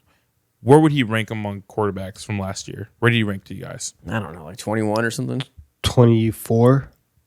Jesus 24. Christ. That's kind of me. Ooh, he wasn't bad last year. He was three good. spots off. I think he's so very clearly in that old man mode where he's like, I don't want to get hit, and that changes so much of the math and the calculus for how you run an offense and the things that you're able to do. And so it puts so much pressure on the offensive line to just be perfect every single play so that he feels like he can operate from the pocket. And then even somebody who obviously still has amazing arm talent and can fit the ball into wherever. But for somebody who for a majority of his career has been mobile, that aspect is clearly gone with age with the Achilles. I think it's just super weird to look at Aaron Rodgers right now and be like, all right, what are you actually gonna give me? What kind of offense can we build around somebody who has 2.1 seconds to throw, or else the balls are getting thrown into the dirt? It's a hard setup for their offense to be, really elite if you don't have that other aspect of it. Yeah, definitely. Who has the Cleveland Browns? Ooh, me. What is one question for the Cleveland Browns? Stinky. All right. Hey, put your watches one up. question that I have. I can go a lot of places. Bare ass wrist. I know I ain't got no watch on right now. Feels like a metaphor. I can go a lot of ways here, bro. Ultimately, I'm so excited to see what Todd Monken does in his first year and what he's able to do with this defense. They did select a lot. They had one of the better, a lot of people would say the best NFL draft a couple of months ago. And they selected a lot of tie-in quality dudes who people believe in. Now, I know they're going to be shitty. They're going to be they're going to be all types of bad. They're going to be butt. Yeah, I just don't predict anything positive walking out of this year outside of Todd Monken. And is he going to sit down and be one of the regular traditional head coaches that this team finally needed for not a long time, because I'm not going to know what happened a couple of years ago with Stefanski and stuff. But can you provide this team some stabilization? I'd hope so. Yeah, maybe. I think that's the wrong question to be asking, though. I think the question to be asking is it possible to win games with the worst quarterback room in NFL history? Is it possible to win games when you have active forces of evil behind the center? That's so rude to have that as a question, man. No. Is it possible to have anything of note taken from this season when you have a quarterback room of people that are just hilarious when you're seeing them written out next to each other? I think Denzel Boston looks like he's going to be a stud. What he's been doing in training camp looks awesome. Look at these fucking names. Does any of this matter? Is anything possible when you have these names next to each other? Anything is possible when Shedeur Sanders is your quarterback. Is he going to be your quarterback? Or is the devil going to beat him in this competition? Nah, he's losing it. I do think Shedeur is going to be I think Shedeur is going to be the quarterback for the Browns For week one? Yeah, for sure. I don't think I don't know if that's true. If you're going to be right, I hope you're right though. They just what the hell, man? What are we even talking about right now? Watching Say, what the hell, man? Why are we here? Why is this a competition? Because it's the same thing. Yeah, it's the same thing with the Vikings, where it's Kyler, you can't beat this guy now. What's going on? But it's not the same thing. It's worse, Shedeur is JJ McCarthy. Yeah. Watson They got two JJs. Watson is still on a fully guaranteed contract, and you are still paying him all this money. And the fact that it's still a competition is bro, again, literally, what the hell? And so I don't know where they. Well, I do know where they go from here. They go to Shedeur, and they're gonna hope that you can have everything that we discussed for the Cardinals. They're gonna hope that you have that. You could have player progression. And if you were going into Madden, or if you were going into NCAA, you would sim the season, and you would hope that your team lost a lot of games, but you got a lot of XP, and you can progress everybody, and you still get the number 1 overall pick. And then you can put Arch Manning into this team next year. And oh my goodness, the Browns, Arch Manning is going into the best situation that we've ever seen a number 1 pick go into. And that's the world that the Browns want to live in. Yep.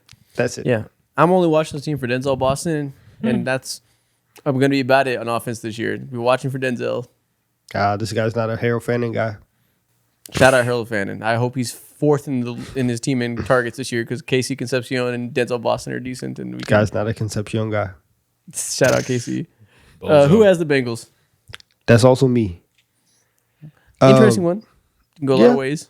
What are you asking about them this year? Again, there's like three questions on the top of my mind. I will go defensively, which is, can y'all please be mid? Because I think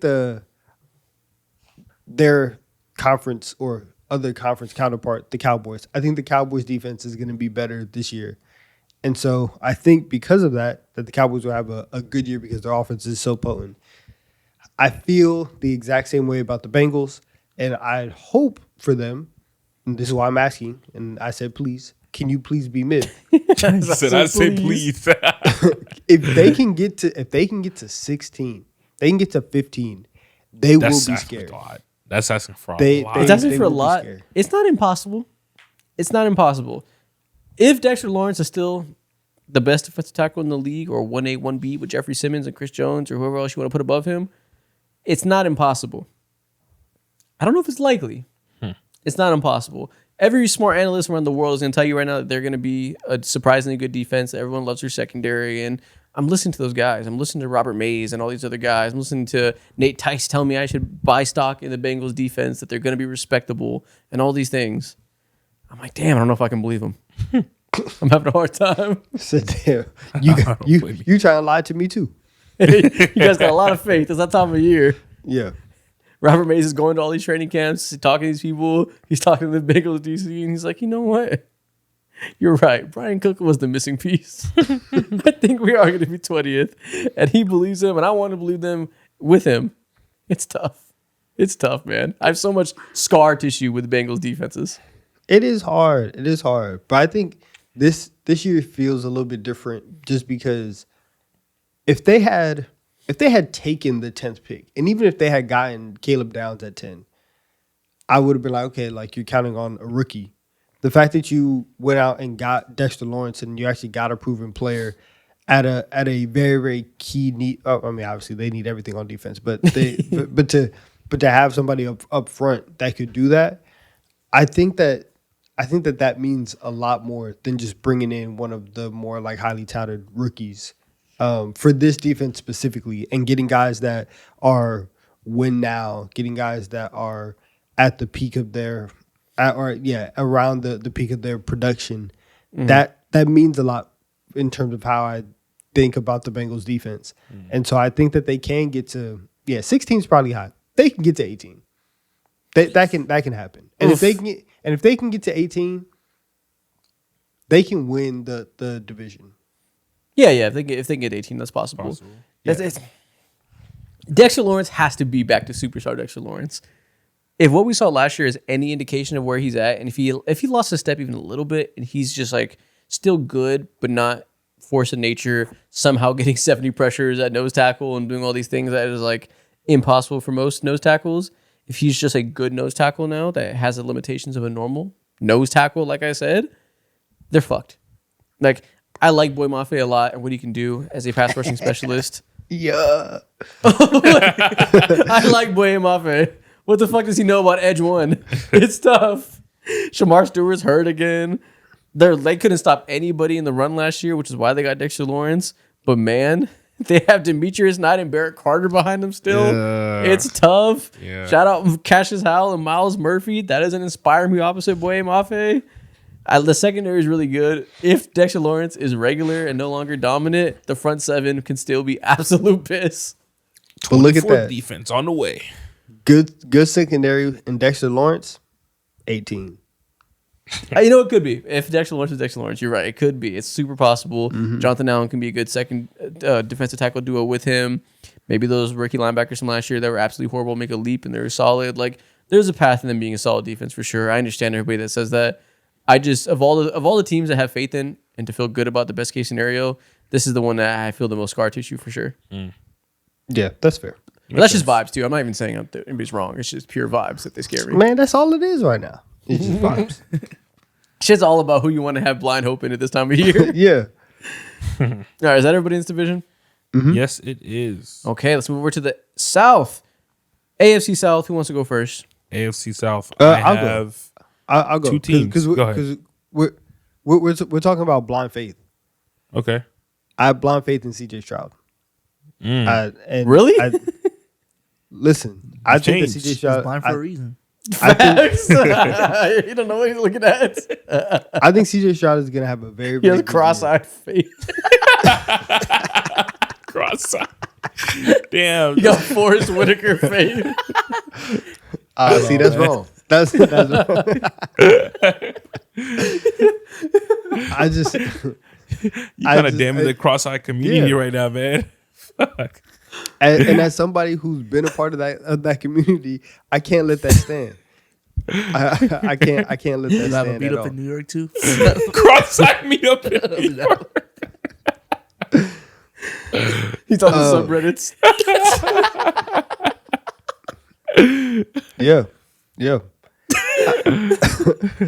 Anyways, CJ Why is your Stroud, faith blind? I need to know the difference because I have faith Because, in CJ okay, Stroud to bounce back it's too. blind. But blind faith, I feel like, is like, I'm believing in him no matter what. Why are you at the no matter what and not at the just normal amount of like, oh, he should be better? His downfall was overstated. He was good in the second half of the year. Like, we all know why he could be better, right?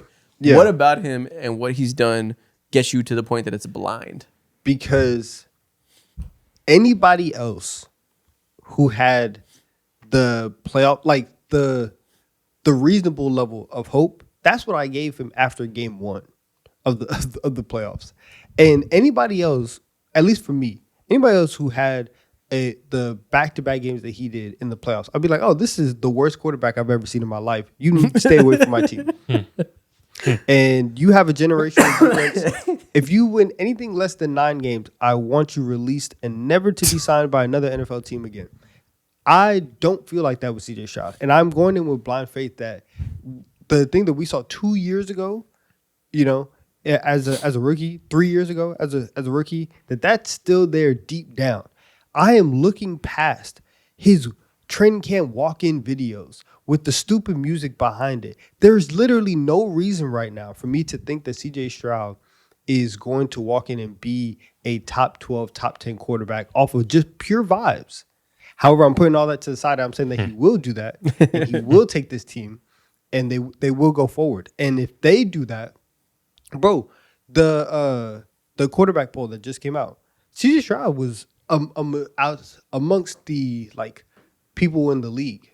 They think of CJ Stroud as like the 21st best quarterback in the league. I think that he's going to be closer to 10 than 21 this year. So that's where my blind faith in him comes. Okay. I'm flirting with the idea of the Texans being my Super Bowl pick. Wow, flirting with it. Yeah, I don't know if I'm there 100% just because I do have to deal with the CJ Stroud of it all. But I'm always inclined to kind of go towards the teams that I think their downfall has been exaggerated. Whether it be the Patriots and Will Campbell and people saying he needs to be guard and he's god awful and the short arms are right. I'm inclined to defend him because it's dramatized the level to which he fell off because of his arms specifically, right? CJ Stroud played the worst 3-week stretch of football I've ever seen in my fucking life. 3 weeks doesn't define him. Second half of the season, he was good. Like he was just good. That's just the word. Though. They might. If it happens again in that exact month, if your worst 3 months, your worst 3 weeks, if they're in January every year, it does define you. Justin Herbert knows it. Lamar knows it. Yeah, I'm inclined to assume that a guy who was playing at the level of the 16th best quarterback for the last 2 months of the season last year before he got hurt, like I'm inclined to believe that's kind of more so who he is and not the 3 weeks in which his life fell apart in front of his eyes. I'm kind of just inclined to believe he's good enough. And then year 2, Jaden Higgins comes in. Year 2, Jalen Noel comes in. Hopefully, Nico Collins stays healthy. David Montgomery comes in. The offensive line has 3 years now of kind of revitalizing itself after it completely fell apart in his second year. Hopefully, that's good enough now. The defense is absolutely legendary to complement that. I have a feeling that we're going to look up and see them be like a 14-win team. Okay. And if that was to happen, I would not be... 14 wins is a lot. But considering all of the moves that they made with their interior line, which is like, who knows, they're always making moves and make the same shit. But at the end of the day, they did something. I'd rather want to believe you that this is actually flirting, but I fear that this might be harassment at the end of the day. Because what if he's just like not good anymore and all the hits that he's taken over the last few years has just like added up? You think CJ. You think he just got bonked in the head and he's just loony now? Yeah. The hits added up.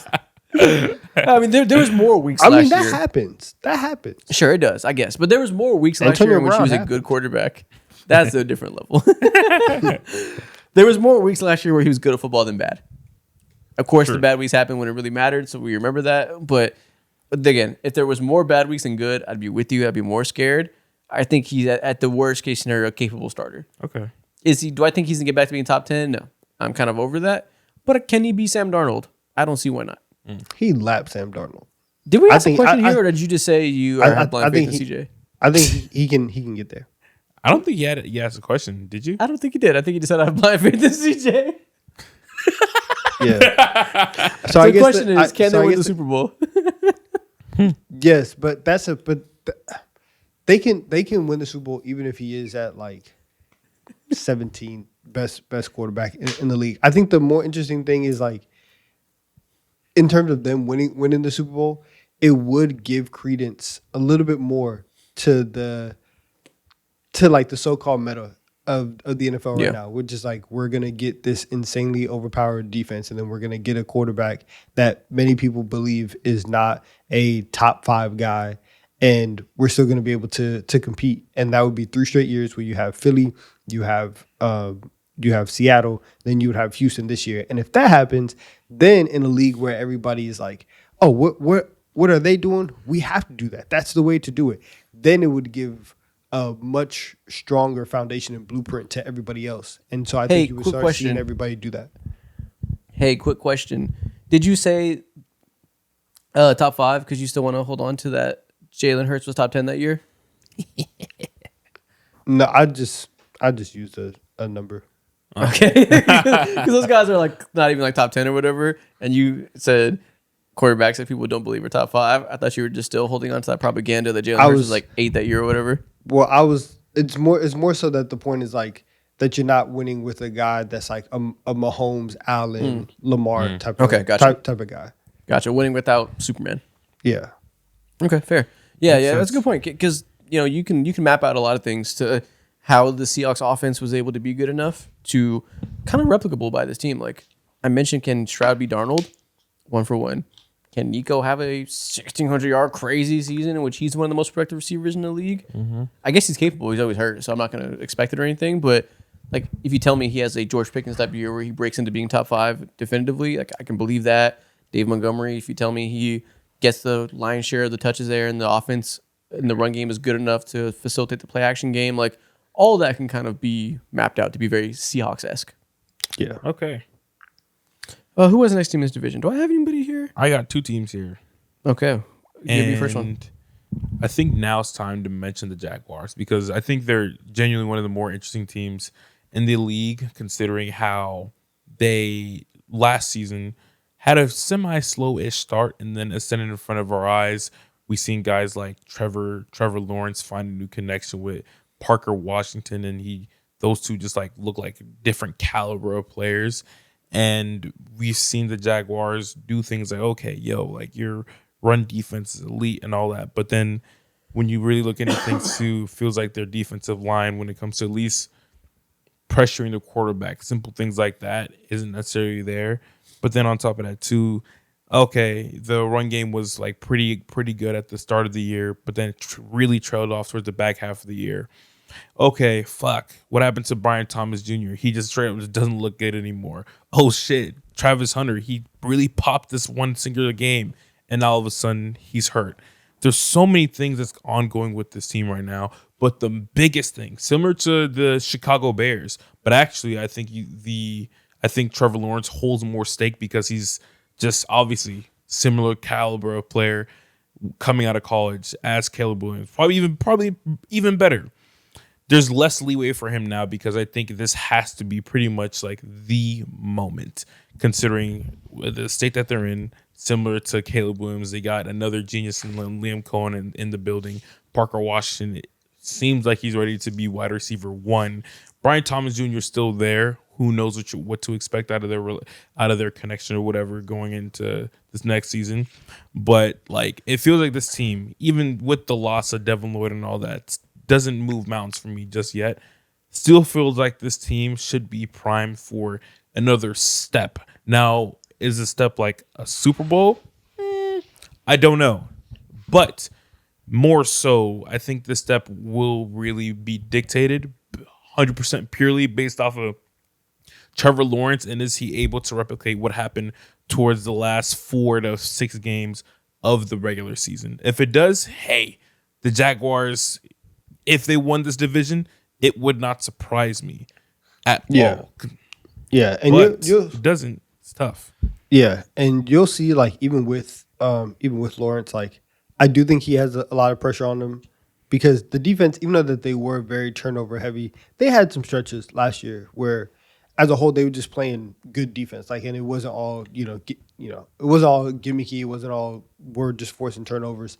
And for Lawrence, who's been in the league for so long, to actually come out here and have to prove to everybody that, the second half of last year was good, and me and Liam Cohen, we like clicked, and I feel comfortable in this offense, and now I can be the number 1 overall pick and the guy that everybody thought that I could be and be a top 10 quarterback. Yeah, that is the step to Jacksonville being a perennial team that we look at and say, oh, they can actually make noise. So yeah, that makes complete sense with Jacksonville. Yeah, I hate that it's like another quarterback question, but honestly, like I feel like outside of really like because the Jacksonville Jaguars are who they are and the Bears have hella hype, like what we all feel like Caleb Williams should be, I think Trevor Lawrence has even bigger and way more pressure on his shoulder, on his back. Also, like I completely forget too, not that this like moves mountains, but it's at least like noticeable. They lost their running back one last year through free agency. Now, of course, like they did that willingly because they knew time was up, and he's 26, 27 years old, Travis Etienne. So it is what it is. But right now, I do feel like, next year when it comes to teams that I have not necessarily not breaking out because they already did that, but teams that I feel like should perform better than what us as the common people have, it is this team right here. I would not be surprised if they won like 13 games. I'm here. The common people's funny phrasing. Yeah. Yeah. If any of us peons are going to underestimate a team, it's probably the Jaguars. Peons.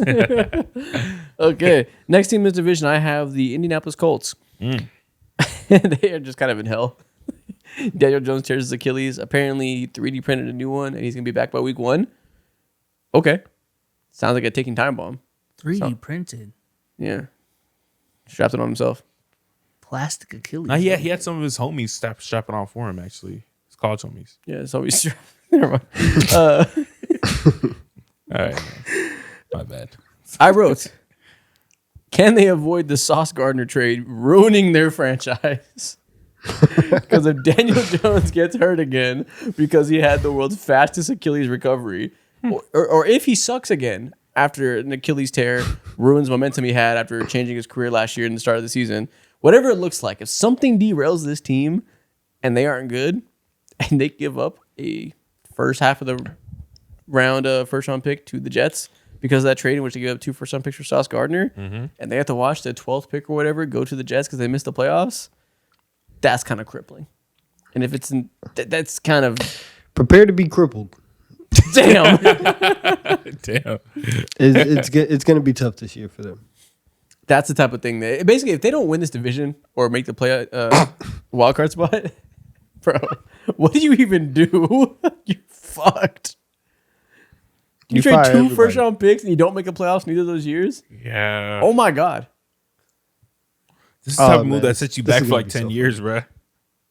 This is going to be so funny. This is going to be cinema. Yeah, I think for them, it's tough because you want them to get into reset mode and they literally can't do it because you just traded away these picks. I think the moment they didn't, make a deep playoff run last year, you can look at the Sauce Gardner trade and say, dang, like we ruined our franchise.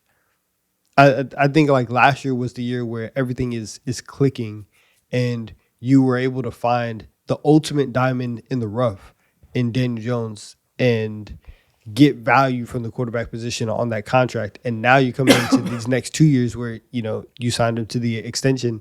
Now everything is different and you're hoping that he can recover. It's not a great situation. Their franchise may be cooked for the next 3 years. Yeah, and that's in a scenario in which Daniel Jones gets hurt again, which is no reason to assume that. Maybe he's just fine now post Achilles. Or he plays and he just sucks. Yeah, or the Achilles Cooks' mobility in the 8 weeks we saw of him just on top of the world was a flash in the pan for unfortunate circumstances. It's always possible, right? Or they have a great offense again because he's still there and everything they did. Jonathan Taylor playing like an offensive player of the year. Alec Pierce and Josh Allen stepping into a bigger role. Year 2, Tyler Warren. All that stuff kind of maintains itself. And then defensively, Sauce Gardner and Shavarius Ward are a dynamic duo, and everybody takes a step forward there. Maybe CJ Allen is going to be a run-stopping specialist at linebacker that changes things for you. Like, there's a path that isn't so pessimistic, is what I'm saying. I struggle to have hope that we see that. Continue to struggle to have hope. Yeah. So one question is, like, are you going to be in hell or not? Or just how many levels down into hell will you descend to? Okay. Speaking of hell, some team that's been perpetually in hell for like a very long time. Seems like they are just like destined to be in hell throughout the entirety of their existence. The Tennessee Titans. My biggest question is, what are the Baldies ready to do about it? Have a whole lot of Baldies in the building while also having a whole lot of talent.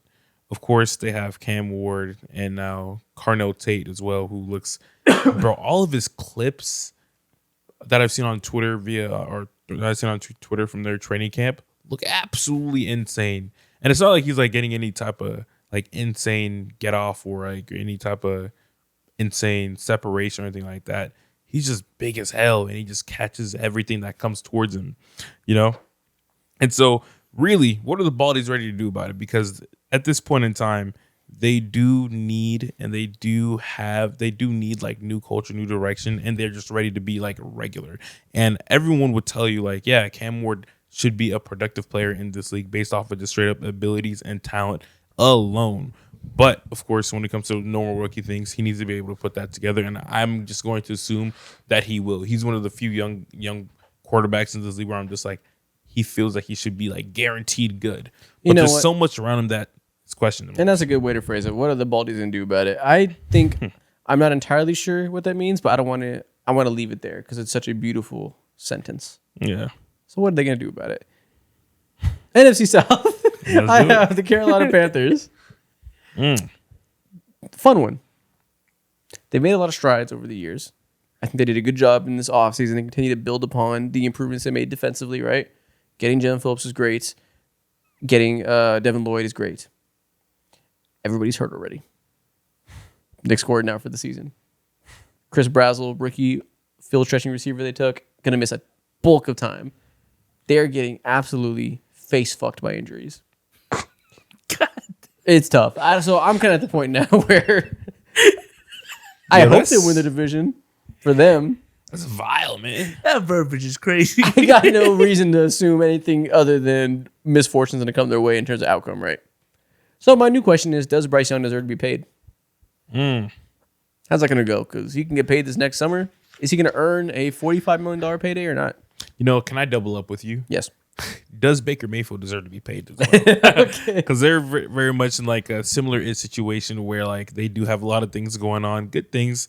Vita Vea, who knows, TBD. I'm just going to assume that they're not going to let him go or else their defense will just be in absolute flux. Yeah. Biggest question again. Does Baker Mayfield deserve to be paid at big 31 years old? Yeah, and obviously we can put CJ Stroud in there as well. Are these mid-tier quarterbacks going to earn a payday? They probably, for guys like that can go either way, it probably does come down to what you do in your contract year. That like you're really not that different if it goes well or it goes good, but you're going to have to prove to me, what have you done for me lately that you deserve it. I don't know if I would want to be paying him, but he could earn it for sure. You can't get a raise when you just had the worst performance of your life. Yeah, like you better come out swinging. And it's one thing to do that, and you're like, you know what, you're gonna go from $15 an hour to $16 an hour. You asked for $50 million, and you just had the worst performance review of your career. I don't know if I could do that. And what does Bryce Young have to do to earn a $48 million a year contract for you? Jesus Christ. You have to win a playoff game. And you have to win the division with a record over 500. None of this fugaziness again. So minimum 9-8. They have to make the divisional round.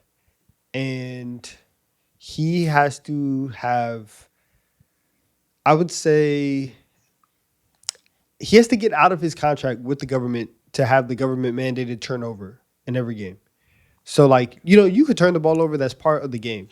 I can't have it every week. I can't have it at the worst time. I can't have your worst mistakes end up turning into points on the other end. So I would say something around like 23 touchdowns, 9 picks, a 10-7 season, and we get to the divisional round. You can get $40 million. I would not want to give him $40 million in that scenario. Yeah, never. Not in the coldest day of hell. I got to be convinced to pay him, man. That's where the 9 comes in, because he's going to be like, single digit interceptions. I changed. Then the next year, James 30-30. So yeah, Panthers and Buccaneers, are they going to pay their quarterbacks? That is going to be an interesting storyline, which I know we're talking about the quarterbacks. That really maps out to, like, is your team and especially your offense in the place right now that you can win with these mid-tier quarterbacks? Mm-hmm. We'll fucking see. TBD. Last team in this division, that's me. I got the Saints. Oh wait, we got the Falcons too. I almost forgot about them. They're my we team. Don't care about them. All these teams are such they're right next to each other. We always breeze over this fuck ass division. I know. Because No one knows crazy. who's gonna win. Let's do Falcons first. What is the biggest question for the Falcons? Oh, I got you, James. I'm muting my mic. Jalen Walker just tore his ACL like not that long ago. Unfortunate. Can you pull off the most ethical tank of all time in the NFL? Honestly, you have good weapons and all that. You just gave Bijan Robinson all the money in the world. You got Tua and Penix still leading the mantle. I don't know how confident I am in them. I am confident that Kevin Stefanski, I think the offense will be like more functional and really regular. But can it be like bad regular? Yes. Yes, can it it be can. respectable? Yes, it can be bad. Cool. Yes, I can assure you it can be bad. And yeah, ethical take might be where they're at because Jalen Walker unfortunately tore his ACL. Like, words cannot describe how brutal that is for that team. Like, it is so much worse than bad. It is awful. It kind of might single-handedly ruin their ability to be a playoff team. If there was a chance, this might kill it because James Pierce Jr. get ready to speak 9-game suspension for being a fucking maniac. So both of those first-round picks from 2 years ago probably going to be decommissioned for a while. It might be an ethical tank. That might just be bad. Yeah. Like, Tua's going to start the year because Penix is hurt, so he, by de facto, is going to win that QB competition. Both those guys suck. They might just be bad. They might not have to tank. They might just be a bad team that next year can draft the second or third best quarterback in that class. And honestly, that'll be one of the Stefanski, best things to happen for them. Yeah, and if you're Stefanski, at what point do you ask yourself, is this worth it? Well, you decided that when you took that contract. You probably had a couple options for coaching jobs. I know. Even then, do you walk in and just be like, "Nah, I messed up. My bad. I gotta go. I gotta go." It's in the cards. Quitting after 1 year. Gee, that's crazy. Forcing him to early retirement. What is he, like 45? Yeah, something like that. Forcing him to early retirement. I feel like I've never seen that in my entire life. What the hell? I can't believe Jalen Walker tore his ACL, man. That shit is brutal. That's a shot to the chest. Shotgun to the chest specifically. Yeah, it's a slug. Anyways, who'd you have? The Saints? Yeah, I had the Saints. My question for them was, are you a contender for real? Because I think, yeah, I think the way that the combination, like we could look up, and their defense is one of the more underrated defenses in the league. And what they proved over the second half of last year is that we're not just a team and a defense that could beat up on bad teams. We can compete with the rest of the league. And then you have this wide receiver duo that can jump up into being one of the top 6 wide receiver duos in the league if both of them hit. And then you have Tyler Shuck, who, showed a lot of promise last year. I think there's a world where things really, really start to click for them. And this division, all of a sudden, the NFC South that's always in flux. The Saints are just like, actually, I will take it. I will be the one to step up, and I will win the NFC South. And they win 10 games. They win 11 games and shock the world. And then now they go on a deep playoff run. I think that's I think that world is possible, and I don't think that it's insane to have that on the cards for them. So that would be my question for the Saints. It's like, can you actually be real? Can you accelerate the process? Are you this year's Patriots? Did you see when Brian Bresee tore his ACL a couple weeks ago, how Adam Schefter was talking about it in his report of it? No, I missed that. He called him one of the league's most underrated star defensive tackles for the past several years. 2 years ago, Brian Bresee was one of the worst defensive tackles in the league. And last year, he was pretty good. And Adam Schefter was glazing, saying years he's been one of the most underrated star defensive tackles. Yo, he has hidden accounts offshore from his agent, bro. Yeah, from agents. That was crazy. But yeah, obviously a tough loss there. A guy who broke out last year and was very good for them. So, yeah, but I do agree. I mean, I think I'll probably pick them to win this division for everything you outlined. Not the biggest question I'll define their season, but my favorite question about them is what happens if Jordan Tyson is better than Chris Olave immediately? Yeah. Awkward I think, Not even awkward. Amazing conversations, I think, because that would be one of the best wide receiver duos in the league. And that would change some shit, because that wouldn't be about Chris Olave. That would just be about Jordan Tyson being Odell Beckham Jr. Being right that away. guy. Yeah. That would be awesome, because that would probably make it real easy for Tyler Shuck to live up to expectations. Yeah, I agree. That would be absolutely bonkers. I hope that happens. He'd be my favorite pick for Rookie of the Year offensively out of like just fun storylines. Let's go over to the East now. Last two divisions. NFC East, main characters of the league every year. Donovan, what is your first question? And I think you have the Eagles, right? Yeah, that's the only team in the East I have. Okay. How do you define one question for the Eagles season? Y'all good now? Y'all straight? That's really it. Y'all straight? Because That's not some points. Everybody's acting like AJ was the only problem, and everybody seems happy. He's gone now. You got a new OC. Patullo and AJ Brown, the two biggest scapegoats of last year, are gone. There's no more excuses.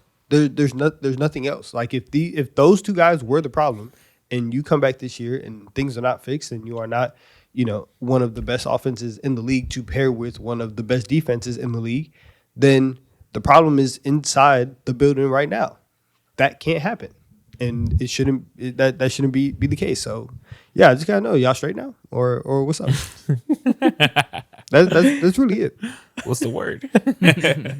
Y'all locking in? Yes or no? Who want me? Yeah, because if they lock in, they can win the Super Bowl. Yeah, definitely. I mean, the defensive side of the ball, we had no questions, right? Like they're going to be one of the 5 best defenses, pretty safely. Yeah, like worst case. There might be a lot of good defenses this year. So if you tell me there's 6, I guess. But like even then, that would kind of shock me. Like I think they're kind of solidified as you're somewhere between 3 and 5 in pretty much any circumstance, right? Offensively, okay, 1 to 10. How much faith do you have that they have a top 10 rushing attack again? That bounces back with health on the offensive line and Saquon can look like Saquon again. 1 to 10. How much faith do you have in the rushing attack specifically being elite? 7.9. Okay. Yeah. 1 through 10. How much faith do you have in the wide receiver room after losing AJ Brown being good enough to be a great passing offense again? 9. Okay, so you have no issue there with Mekhi Lemon coming in and being the wide receiver too. No, at all. He's injured right now, so that kind of worries me a little bit. He's been injured for all the camp. That kind of scares me. That's never good for a rookie wide receiver. I'm okay. I think in terms of like the ability to do it, it's a 9. I think like if people are hurt, that's a different thing. But yeah. Just do I think that he can go in there and play off of Devontae and be very complimentary to the things that he does? I do have faith in him. Okay. And then how much faith do you have in the Mannion-Hurts combination to bounce back and get back to being best version of Hurts that someone like you will say is a top 10 quarterback? Probably around like 8. So it sounds like you're pretty optimistic overall. I feel very, very optimistic. Again, this is a very heavy vibes-based show. I don't know if you guys have been watching. Jalen Hurts is in like every single social clip that the Eagles are putting out. The vibes are amazing. He is the happiest that he's been in 2 years. And I really can't believe it. And you've seen him smiling. You saw clips of him dancing at DeMonta Smith's wedding over the summer. he's out here having a good time, living the good life. And I think that him right now, and the fact that this cloud has been lifted off the team, and that him and Sirianni are both saying similar things about the entitlement and taking, very calculated words and what they're saying. I do feel pretty good that this is going to be a solid year, and an offense that is not going to have 0 passing yards in a half this year. That's insane. I can't believe that happened. Well, if that happens again, then what? Listen, I mean, we don't have to go down that path. It's not going to happen. Okay, fair. 0 passing yards in a half is crazy. Who'd that happen against again? Listen, it happened multiple times, but I think the Bucks. Yeah, okay. I think it was the Bucks game. I know the Bills game. I think we had like 13 yards of offense total, maybe, and then the Rams. The first half of the Rams game was disgusting. Mud. Okay. 4 interceptions against the Chargers, as well as a play where Jalen Hurts turned the ball over twice in one play. Oh yeah, that was some rare shit. I remember. He made history. It broke my brain. I saw that highlight yesterday. It was just like a Jesse Mitchell highlight tape. I was like, oh yeah, Jalen Hurts did do that. 2 turnovers. 2 turnovers in one play. Special type of ass. You're muted. We shouldn't have even told Donovan, him. you're muted. Donovan, you're muted. I never thought that we were gonna lose that game until like the last play, until it was actually over. Because I was like, all right, like we'll clutch up, we'll have a good drive. They just never did. We'll figure it out. Nope. And that was the game where Justin Herbert broke his hand the week before, right? No, I don't think it was the week before. I think that was game 1 with him and his hand cast. Was that week 1? I think it was game 1 with him having the cast on. Interesting. I remember him having the cast. I can remember how long he had. He did have it for the Eagles game, right? Yeah. Then yeah, it was the first one. Yeah. I just can remember if maybe it happened after. But yeah, that was week 1. They lost. The Eagles fucking lost somehow. To that. I think Joe Alt was already deceased. Slater deceased. The line was cooked that week. Tony Jefferson had that game-winning interception. Tony Jefferson's like older than your dad.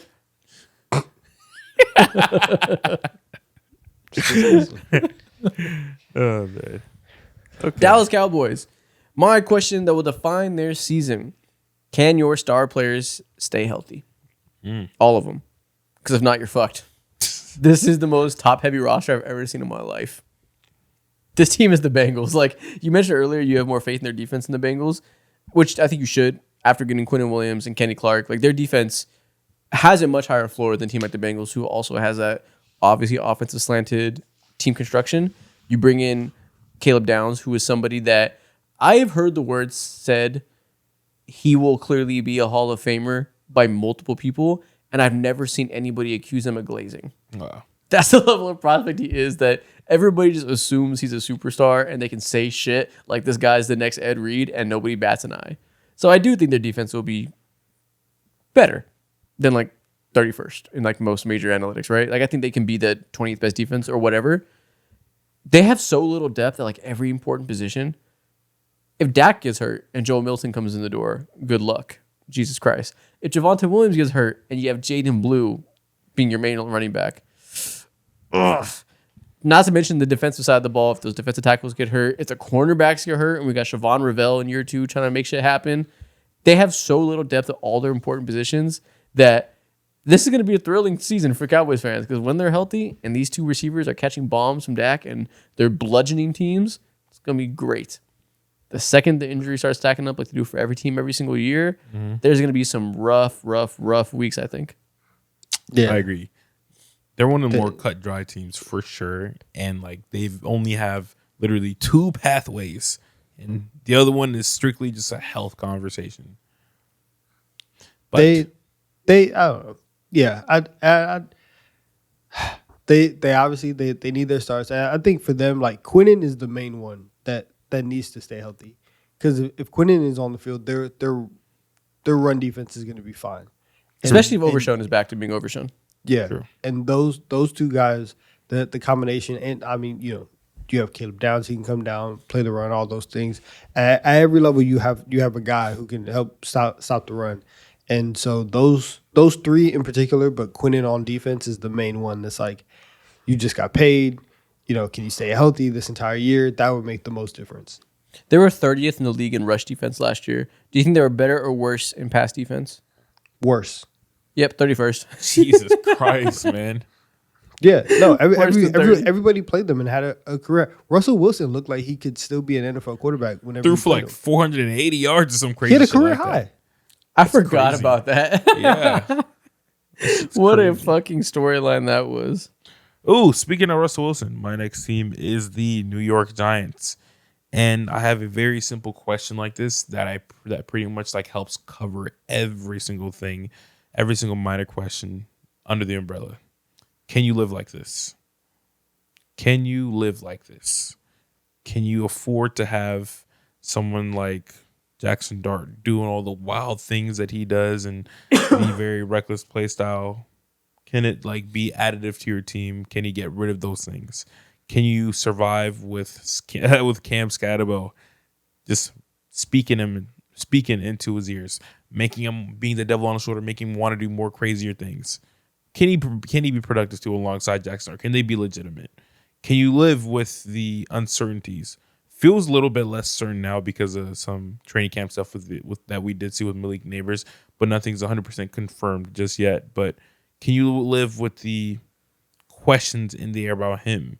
Can you also live with Harbaugh and him and his very old coaching style? Mm-hmm. And like, can you like just sit Bro, down they and have be Matt patient Nagy again? and Greg Roman in their offensive staff. Yeah. Can you live with the offensive staff that inspires zero confidence in anybody to compliment your young stars? There's a world in which all this works out. Like you just all the names you said, you get good scenarios from all of them, and the defense is ready to be a top tier front seven after multiple top end elite prospects. There's a world that all works out. The downside is horrifying for this team, though.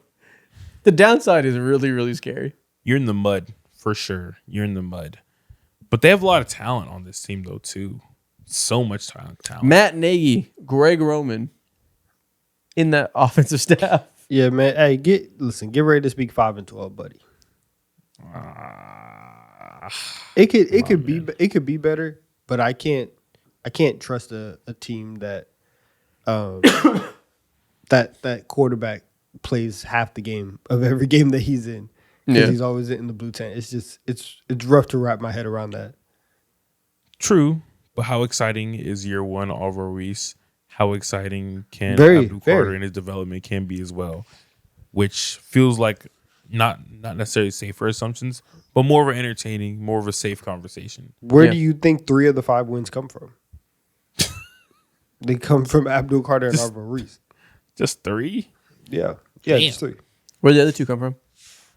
I mean, just stuff. Like one is like one, like luck happens every once in a while. Miscellaneous. And then the offense will click one game. So I'll say about 5. Don't let Matt Nagy get hot. What does that look like in 2022? I don't think anybody's ever had that fear. He runs a filthy inside zone. Nobody sees it coming. All right. Yeah, he's done. Washington Commanders. My question for them. We will find out this year if it was the right decision to ask Jaden Daniels to carry the offense by himself. Because that's what their offseason was. It was, we're putting all of our money and all of our draft picks into this defense. We will not be this goddamn old and slow next year, I guarantee it. That's what they said. They go out and they sign Odafe Owe to a lot of money, a very athletic, speedy edge rusher. Same thing with Caleb Von Chase on. That makes sense, right? You bring in those guys. You bring in Sonny Styles in between the linebacker, who's obviously an athletic fucking freak. Your front seven is so much faster, so much more juice, can get to the quarterback better, can run sideline to sideline, defend the run better with Sonny Styles. All that makes sense before getting into secondary upgrades they also made, right? I like that. All of that, especially archetype-wise, makes sense to me. The big bodies they have on the defensive line mixed with those speedy edge rushers, like I kind of see the vision of the defense making sense. They did jack shit offensively. They said our offensive leap we're making this year will be Jaden Daniels returning to rookie form. So the question is was that real? Is he that level of quarterback that In his first year as a starter, he played like the 6th or 7th best quarterback in the league for a whole season. And now you have Terry McLaurin, a year older, Stephon Diggs, who was brought in to be the wide receiver 2. Cool. We'll see what happens there. And some young offensive linemen that hopefully are ascending, like Connolly. That's so tough, bro. Who's their wide receiver 3? Well, actually, Antonio Williams might be the starting slot receiver rookie in the 3rd round, who I think could be pretty good, but he's like a slot-only specialist guy. None of that is bad, right? You don't look up and down like the running back room, Ja'Cory Krosky-Merritt and Rashad White. Like, it's fine. It's full of professionals up and down this roster. Okay. But there's not needle movers on the offensive side besides Jaden Daniels. He really does have to be a raise everybody's level type of quarterback. Yeah, and I get that, but also, I mean, they didn't really have a choice. That defense was historically bad. So Sure. I think you tell the guy in his young 20s that carried the team in year 1, just go, be what you were in your rookie year. Now, I think it's much harder now. And they are probably looking at their situations, probably saying like, oh, dang, we probably should have invested a little bit more into the offense just because now that Laramie Tunsil's hurt and he's basically gonna, miss the season, like what are we actually gonna do? Like, do we have anything that we could provide Jaden Daniels to help him out? Answer's probably no. Yep. So they're in a very, very bad position right now. But I think next year, which is, it's what happens with Commanders fans all the time. It's like next year you guys will be in a position where you can start building. That's kind of where they're at right now, because that defense just had way too much age on it and just not enough playmaking and gave up point after point after point, score after score after score.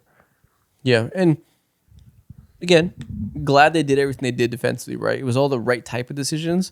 I still don't think that's a good defense necessarily.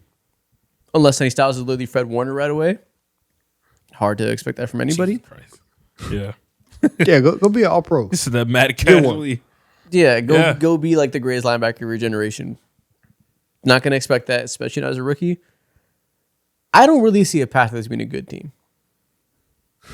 Bottom of the barrel again. Yes. Get back in line. Congrats. So, like, I really just think that all you're really watching for, if you're a Commanders fan, obviously you always have the hope that things could break right? You never know. Like, I could be wrong in saying that very easily. But if I'm a Commanders fan, I'm really just watching for Jaden. Can he show me that rookie year wasn't a fluke, that he is Drake May's peer, that he is a type of quarterback that we can continue to invest on defense and give you a little more help? If we can get you a wide receiver 1 eventually as Terry McLaurin ages out of that, if we can find you the next like better wide receiver 1, if we can find you your Stephon Diggs, AJ Brown type of trade, cool. But I would love to come out of the season not feeling the pressure to do that, because I see that Jaden Daniels is a, dare I say, MVP level quarterback one day. Like, whatever the line is of him being the needle mover that makes all this possibly work in 2 years, that's all I want to take away from the season. Yeah, that's fair. I agree. So Jaden Daniels be Lamar and Sonny Styles be Frank Warner. Easy peasy. What's the last division Fred Warner. that we have? The last division. The other Eastern Conference. AFC East. New England Patriots. I have. Did they add enough talent to beat regression's ass? Because it is coming for you. Will you piece it up? Do you have a counterpunch? Not gonna I think lie, they I fear did. that they have. I also think they have. did. I think they did very easily. I have never wavered from this all offseason. I think they're a better team than they were last year. Does that mean they're going to win more games? Probably not, because the schedule was the schedule, and now it's hard. So maybe they're only an 11 or 12 win team instead of 14. I think they're going to be pretty clearly a better team after adding A.J. Brown, Romeo Doubs, Elijah Very Tucker, Reggie Gilliam on the offensive side of the ball. That's a meaningful amount of talent for a team that already had a high-level offense because Drake May was playing like an MVP. That's enough, I think. I think that's enough that if you're a Patriots fan, you can look up and say, we can once again be in the Super Bowl. That is super possible for us. Yeah, I don't think that's outlandish to say at all. I have no reason. There's nothing to like make me feel like they didn't make me feel like they didn't do anything for real. I think that they should be able to not necessarily go back to the Super Bowl or whatever, or not necessarily win 14, 15 games or whatever again. But can you look like a regular like contender? Can you look like one of the teams of this decade to just consistently year in and year out be good and capitalize when the opportunities are there, reshuffle, reshift, and really like rejuvenize your wide receiver room. Yes, they did that. And I think they've done something like that every single time so far that they've been asked to. So, yeah, they should definitely be in line to, like, I think right now I'm picking them to win the AFC East.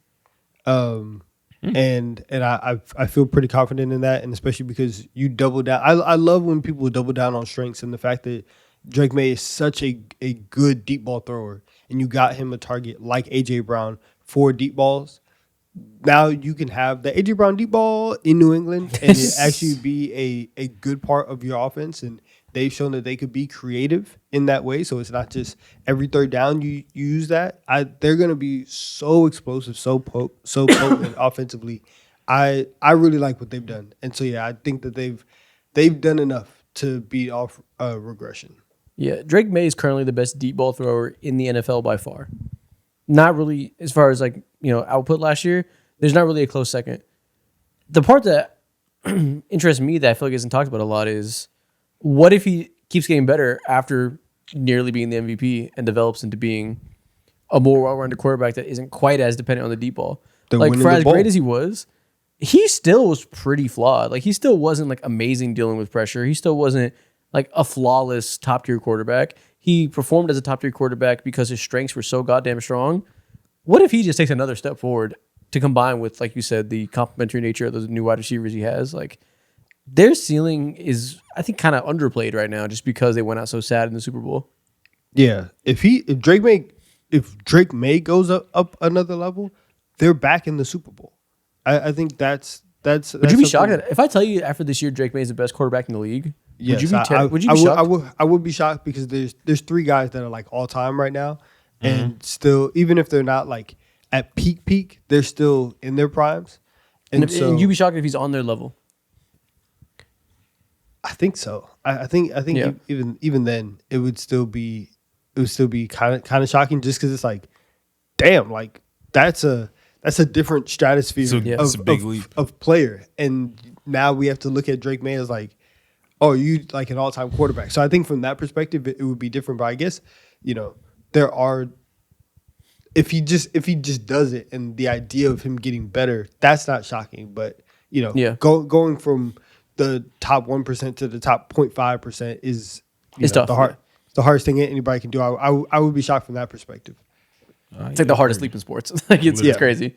So I agree. I don't think it's like a given or anything, but like there's a world in which it happens, right? Like eventually somebody else breaks out and becomes the next one of the best quarterbacks of their generation. Like why not him almost?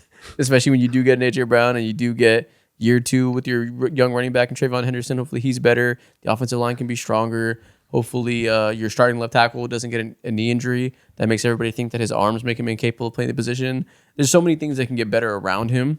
So maybe he doesn't have to do quite as much of a carry job and can actually be like elevated by the talent around him instead of completely being the guy that allows Kayshon Boutte to have a career year, allows Hunter Henry and Stephon Diggs and all these guys to continue late in their career to produce. If he just gets a little bit of help around him, I won't be terribly shocked if he ends up being that guy that elevates himself to being among the best in the league. Facts. That's fair. Who has the Buffalo Bills? I do. Not me. I do. And I have the same question for the Bills that you had for the Ravens, which is poetic. It's a team that was in a very, very similar situation, a team that isn't getting over the hump that they want to. Was firing Sean McDermott the right move? I think they have been so consistent over the last 6 years, and part of that is Josh Allen and the offense being as good as it was. Another part of it is they've had really good defenses, and even when the defense has faced a lot of injuries, you've had a head coach like Sean McDermott that can help implement and raise the level of the players on that team. He's no longer there. They still have a bad defense. They still have players getting hurt left and right. Their safety room is already decimated. Is Joe Brady going to be able, and Jim Leonard, are they going to be able to elevate everybody on that team? I don't know. Because if we get into a situation where now the Bills are 10-7 and they've lost the AFC East after we thought that they were going to have it for a decade, that's going to be a problem. And they year in and year out seem to always be in position to make a deep run. If that's not the case, then you really look back and say, were we too reactionary? And did we fire the wrong person? Which I think that they probably did. So that's the big question hanging over the Bills this year. The funniest way I've heard the Bills described right now is by Nate Tice, who was talking about Joe Brady, and he said the vibes he gets around Joe Brady being elevated to head coach of the Buffalo Bills is a cool substitute teacher that's now in charge. And now things get different when the guy who's here only sometimes, and it gets to be the fun guy you look to be the guy that, boring Miss Johnson's gone. Here comes Mr. Brady. It's always fun when he's here. He lets us sit on our phones. Suddenly he's in charge, and that shit's not so fun anymore. It's not fun. And they can get got. They got last year, right? Really, like, we thought that the Bills, they're gonna cakewalk to the AFC East every single year. All of a sudden, they're in dogfights. They got to come back in games from double digits down against the Patriots. We're gonna go into the preseason. A lot of people are gonna pick New England to win the AFC East. It's not sweet anymore. And you got DJ Moore. Is that gonna be enough? Okay. They got AJ Brown on the other side, and you had to match it. So hopefully, for your sake, you have enough to go toe to toe with them. But maybe the foundation of your problems wasn't as broken as you thought it was. Yeah, and I think I feel good about the Bills overall. I think I'm not really like pessimistic about them. If I'm a Bills fan, I understand that Patriots are scary. Maybe it'll come back in like from a team culture perspective and like a running the show perspective that firing McDermott was too reactionary, like you said. We'll see how Joe Brady kind of responds to that new responsibility that comes with doing your old job plus a new one. Everybody loves Jim Leonard, their new defensive coordinator they brought over from the Broncos. A lot of people see him as the next elite defensive coordinator that gets to be the play caller and will soon be a head coach 2 years from now. So shout out Sean McDermott. Very good defensive coordinator, obviously, for a long time. I can see a world in which their defense gets better after losing him because they made such a great hire to replace him. We'll see if Joe Brady has some ideas and gets to do a little bit more with his offense and maybe Sean McDermott vetoes some things, whatever. Like, if you tell me he gets better as well, I can see them being fine. And they're obviously a team that's been so good for so long that they kind of just feel like a team, kind of like the Ravens, that like, oh, surely eventually they'll make the Super Bowl and win one, right? Surely eventually they'll break through. You have a quarterback this good for this long. Like, usually they get there. I don't know either, but like usually history says these guys get there at least once and get one opportunity. This could still be that year. I feel just as good this year as I did last year about that, I guess. Okay. So does that mean I'll be picking them? No, I'm not going to pick them. But if you tell me it happens, I will be exactly 0% shocked. Okay. Yeah, I get that. And I think they're going to occupy that exact description until Josh Allen exits his prime. I mean, when That's is how it that? should be. Yeah, who knows, right? When is that Maybe the next 4 or 5 years. Every year, I will not pick you to win the AFC, but I have a feeling one of these years you will, and it won't surprise me. All right. I have one last team in this division. I have the Dolphins, and their question is simply, how big is your scouting department? This year, you are not doing anything this year. Do not even hope for 5 wins. Don't hope for 4. This year is not about 2026. It is about setting your Muted. is set up for the 2027 draft. That should be your priority. That should be what everybody in the building is working towards. Do you have 50 people working around the clock on scouting? Do you have 100 people? Do you have 2,000 people in the Miami area working on scouting? I'm not sure. Get on that right now. Yeah, the question for this season, when you get the number 1 overall pick, will Malik Willis have played so good enough that you take Jeremiah Smith, or will you just take Arch Manning? Don't let Malik Willis get in the way No. of your Hall of Famer. I don't know. No. Jeremiah Smith is a Hall of Famer. So please allow Malik Willis to be good enough that it allows you to take the Hall of Famer and not just assume you got to pick quarterback. I hope Malik Willis is good enough that you can just take Calvin Johnson if he's there. He will be there, And yeah, that's what they said about Marv too. This is different. That's what they always say. They would give Mark gold jackets too. They did, but they also gave Calvin Johnson gold jackets, and he earned his. I kind of feel like Jeremiah Smith might be more closer to the guys. He wears Louis on the field. This guy's getting lapped, man. So, do you anticipate that being Jeremiah Smith? Listen, maybe. Please, nah, come on now. It's in my mind. I'm thinking Sure, about it. it's a fair thought. Yeah, it's in my mind that he goes and plays hockey instead. I guess anything's possible in the multiverse. See, and that's the thing. It's more in my mind of a thought than that. Okay, it's more in your mind than hockey. Good to know. Yeah. Something that's not in our minds at all. I'm so happy you ended off with that. The New York Jets. David Bailey's in no one's mind. I forgot about him. Yeah. Yo, legit, I forgot about him. I forgot that he got drafted number 2 overall. Holy shit. That's damn near like new news to me all over again, Brad. Like, that's still so shocking. I can't believe that. And my biggest question is, can you remind everyone that you exist? Please. Please. Can you prove to everyone that you should have been the number 2 overall pick firmly, because it was quite a controversial pick at the time too. He wasn't viewed as, I didn't see him mocked. Well, I seen him mocked a few times, but wide mocks across the internet for sure. Didn't see him rising up to number 2. Yeah, I mean, I don't have anything against David Bailey as far as being a bad pick, but yeah, we definitely just haven't talked about the Jets defense at all, which is a little surprising when you draft the edge 1 in a class, right? Mm-hmm. He is a relatively underwhelming edge 1, I suppose. He's not the edge draft. 1. Who's edge 1? Bane's edge 1. I just wanted to hear you say it. What do you want to see from this team though? In a year in which they have Geno Smith, they have a good amount of weapons now after drafting Omar Cooper Jr. to pair Garrett Wilson, Breece Hall, Kenyon Sadiq, Adonai Mitchell, a good offensive line. I don't think they're going to be in contention for worst team in the league. They shouldn't be. Unless Geno Smith is horrible. Unless what we saw last year wasn't a team environment thing and Geno just fucking sucks. Mm-hmm. As long as that doesn't happen and he's whatever, just regular, right? Can throw the ball forward and to his team. I don't think they're going to be the worst team in the league. That's the goal. Hopefully he can throw forward. And to his team. Bare minimum. They could win 7 games next year. I agree. That's a lot. Wow. No, they can do it. Can. If Bailey best hits, case scenario.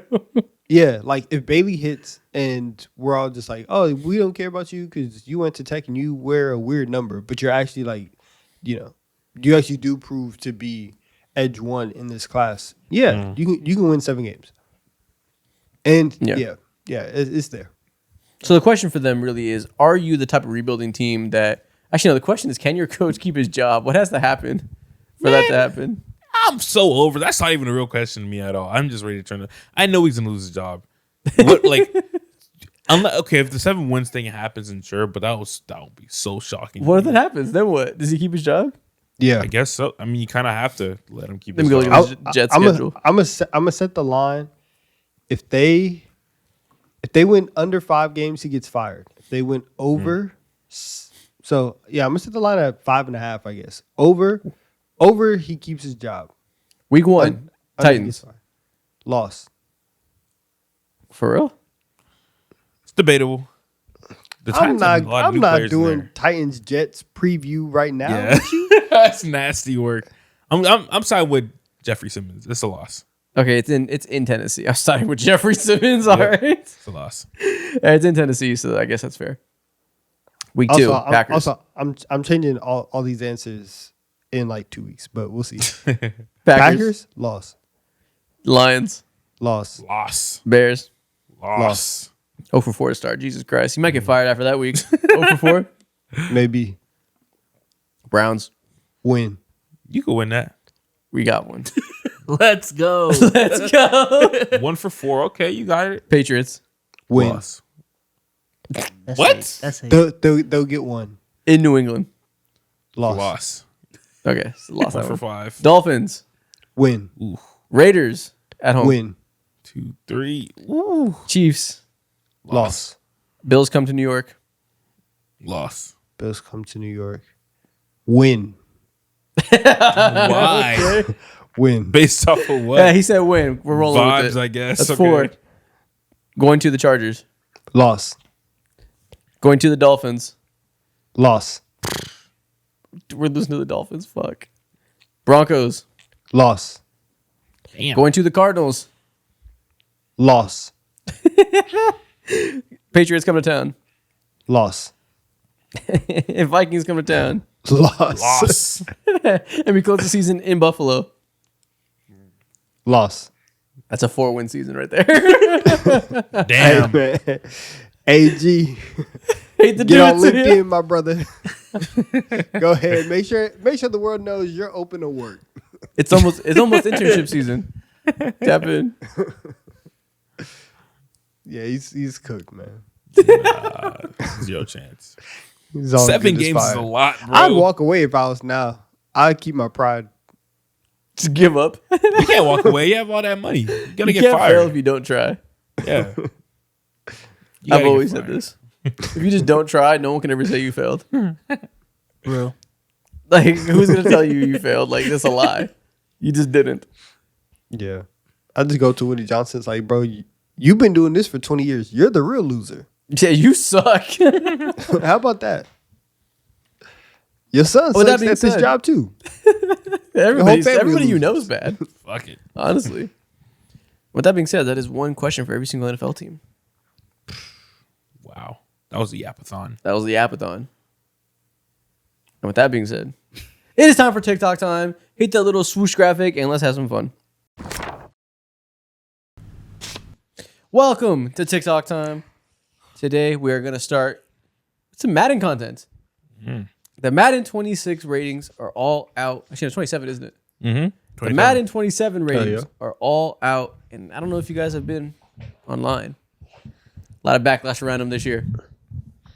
What? People are mad about Madden ratings? Surprise, surprise. Okay. I Yeah, guess so. they've obviously never been fantastic as far as reflecting the opinions of the football world on overall positions.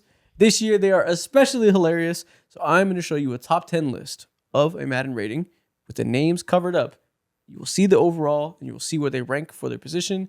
You guys have to guess the top 10 at all the major position slots. Wow. Okay. Okay. So first off, we got quarterbacks. Top 10 here. Can you guys guess the names here? I feel like Okay. number one has to be everybody's darling, has to be Josh Allen. Yep, Josh Allen is still in the 99 overall club. There's 2 of them, so yeah. 299 overall quarterbacks. That's kind of We're interesting.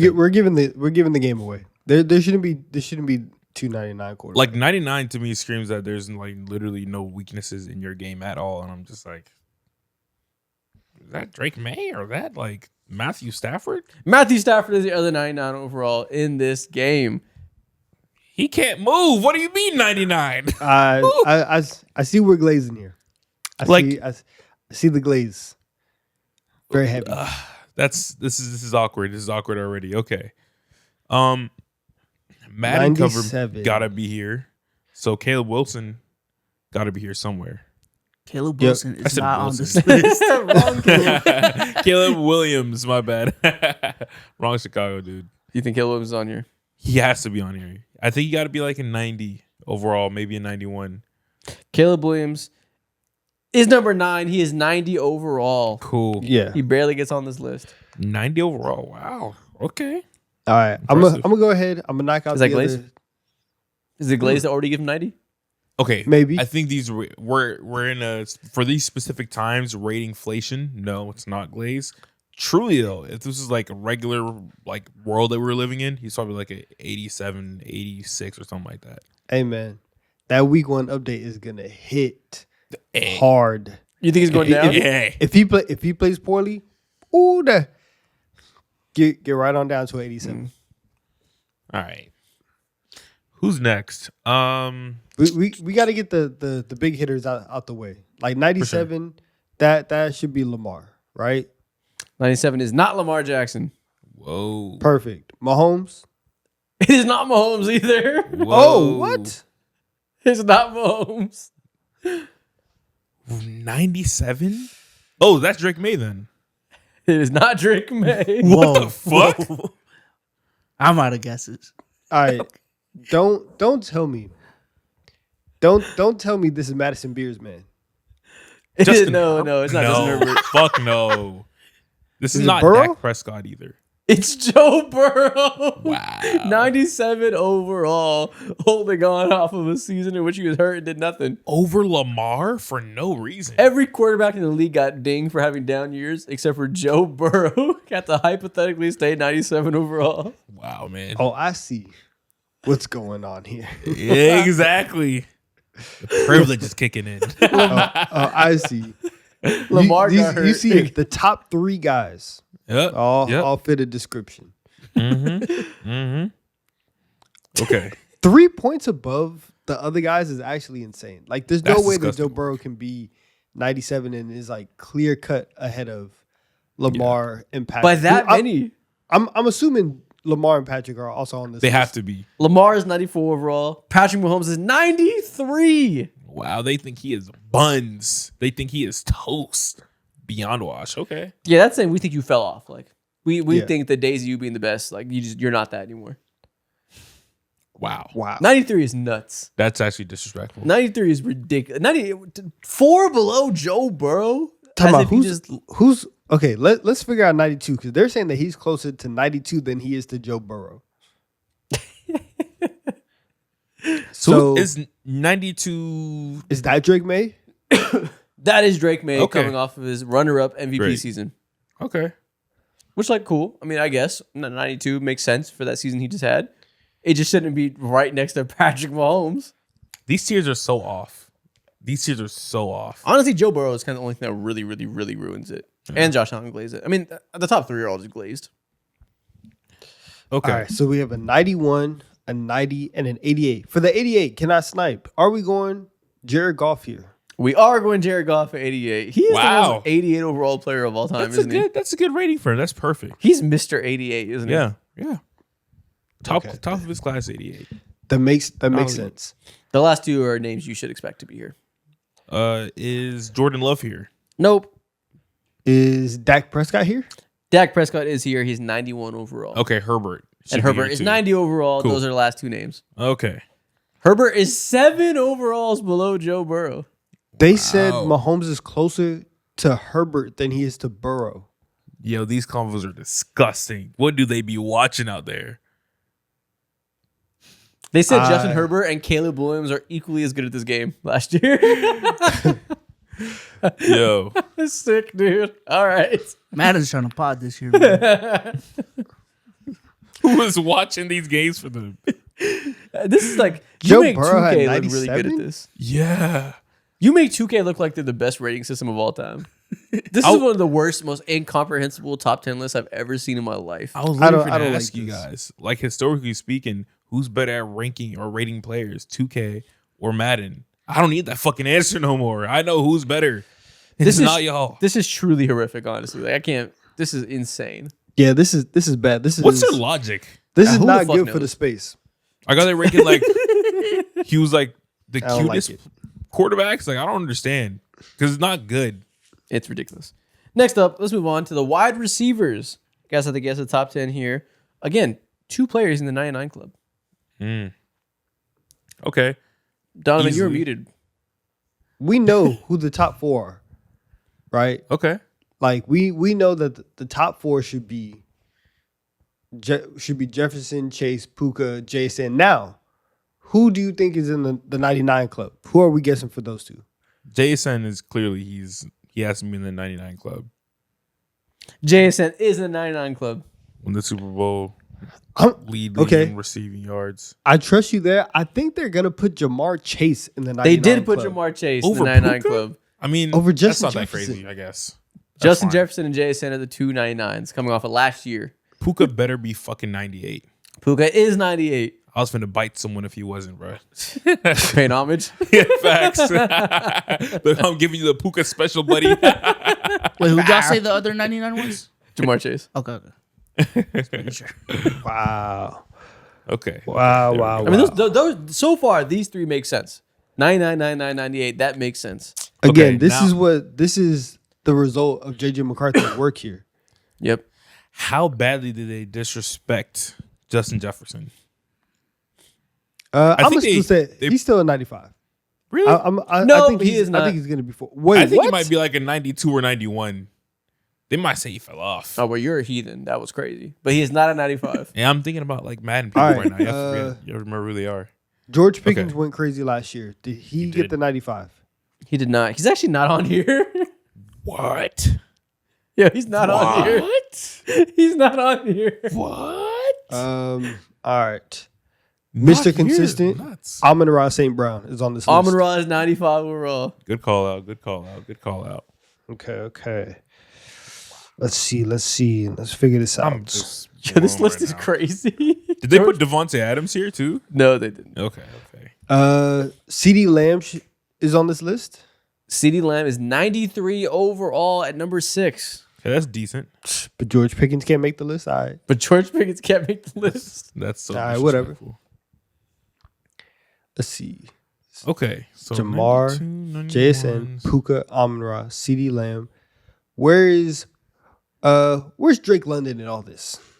Drake London is 92. He's right Whoa. after CeeDee Lamb. He made the list. He did. I'm So, surprised. Deserved. I'm surprised they rewarded him too. Yeah, like I'm straight up They Madden felt brain bad right for now. him. So it means I'm thinking really dumb. They said it's not your fault. Also, okay, so I'm assuming also that this 94 is Justin Jefferson. Yes, 94 is Justin Jefferson, Okay. which disrespectful as hell. JJ McCarthy. What words need to be left to? What words left to be said? There's really nothing else that you can say. I think Okay. the proof is in these Madden ratings. The Yes. damage that he's done to legacies. Now I'll So- say these last 3 names. I don't know how many times I'd have to rank before I guess these 3 names in this 3 order. You think AJ Brown's here? After last year, that's tough. I don't think that he's here. Oh, I- I don't think he belongs here, but is Mike Evans here? Yes, Mike Evans is 91. What He's the number fuck? 10 on this list. Okay. So they dinked Justin Jefferson because of last year. What? But then they put Mike Evans top 10 in which he got hurt and didn't get 1,000 yards. What? Okay. Okay. And CeeDee Lamb is on here, but over 3 overall higher than George Bro, Pickens at least. This game is actually fun. They're fucking with my vibe right now, bro. Like I actually enjoy playing Madden. Is this about last year or is it not? Because if it was last year, Nobody Pickens knows. needs to be here. Nobody knows. Okay. The other top receivers in the league. You're not going to get these last 2. Did they put Malik Neighbors here or something Nope. like that? We're not. Did Gonna they get do these something two. crazy? They said Lad McConkey is up here. Nope, they did not put Lat McConkey. But they did put 2 guys that did not have like insane years. Mm. And they're both in the same division. Perhaps in the East. So they did put AJ Brown here. They did not put AJ Brown. They put Smitty and Terry McLaurin. They put Smitty up here. Wait. Smitty's a 92. Terry McLaurin? He's a 91 over George Pickens. He didn't do a I damn love- thing last year. I love that the the propaganda is already starting to spread. Everybody's starting to understand that Smitty is this level of player. I love This that. list is fucking ridiculous. Yo, bro. Yeah, I actually was never gonna get that. I did not think that they would Smitty? boost Smitty up to Smitty, it. Wow. McLaurin, Mike Evans is a crazy trio to end. Hey, listen, Yo, they, they they just- don't ball though. They submitted their answers late at night, bro. They were rushing through this. They threw this darts at a board, just pick names. So bad. Good players, but like none of you were George Pickens. Yeah. Nah. Come on now. Running backs now. Wow, Crazy. that's insane. Yeah. It's nuts. Okay. Smitty. Wow. Okay. These lists are crazy. Running backs, nobody in the 99 overall club. Damn. That right there, can't stand by that. That's dumb. 198 though. Bijan. Bijan is not the 98, but he's on here. This is Jahmyr Gibbs then. Jahmyr Gibbs is 98 overall, the number 1 running back. I disagree. 0 peers, Bijan is better, but or at least as I rest my good. case. At least at the minimum, Bijan and Gibbs are tied. That's I think kinda Bijan's better, but at the minimum, they should be tied. Gibbs being alone is crazy. Wow, that's disrespectful. Okay. All Donovan can do is shake his head in disbelief. I'm shocked. I'm shocked. Bijan is furious, honestly. I might write an email about this. A strongly worded one as well. Write an email. All right, so Bijan is 97. Of Nope. course. What? He's not. You're lying to me. You're lying. Keep going. What? Keep going. So they put CMC at 97? CMC is 97. Oh my God. He had a great year, but still. Yes. He had a great receiving year, not a good running back year. His my rushing goodness. plummeted last year. What did they watch? What the hell? I see it all here. The white privilege is just pervasive in the Madden buildings. really is. This Okay, is not so good. so Bijan's a 96 overall. Keep going. Nope. Hey, man, they What going to the hell. Fuck. I'm going to No, say Derrick this is Henry. the worst rating of all time. No I'm going to say, BS. is Derrick Henry up here? He has to be. Of Derrick course. Henry is 93. He's number 6 on this list. Whatever. He's not a 90. So he's not the ones right under CMC. He is not. He is not. They said that there's 3 more backs that are higher. They did. Gotcha. Okay. You think they put Kenneth Walker on here somewhere? I think Super Bowl MVP definitely makes the list. Kenneth Even- Walker. Correct. 90 He is overall. number 9. He is 90 overall. Okay, perfect. Cool. That makes The sense. way they moving, they're gonna do something stupid. Is Pacheco at 94?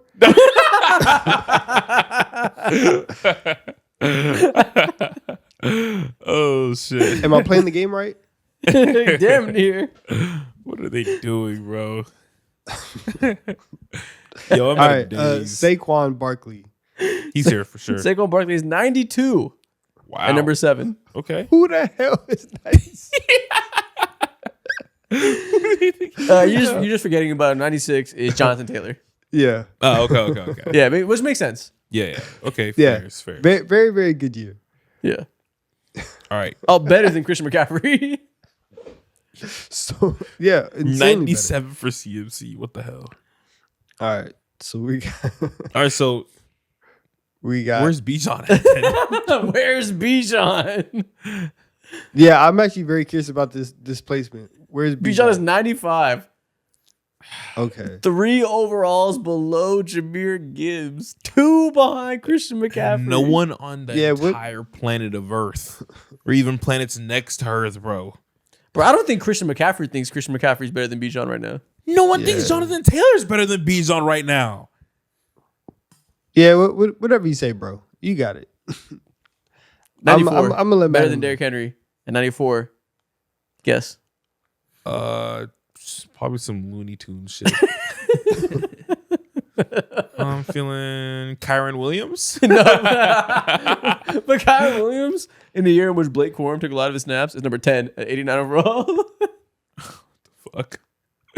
Kyle Williams, 89 overall. Wait, he is? Yes. No, I thought you were just talking. No, he's 89. What the fuck? He's number 10. No. Oh my God. And guess who's not on this list?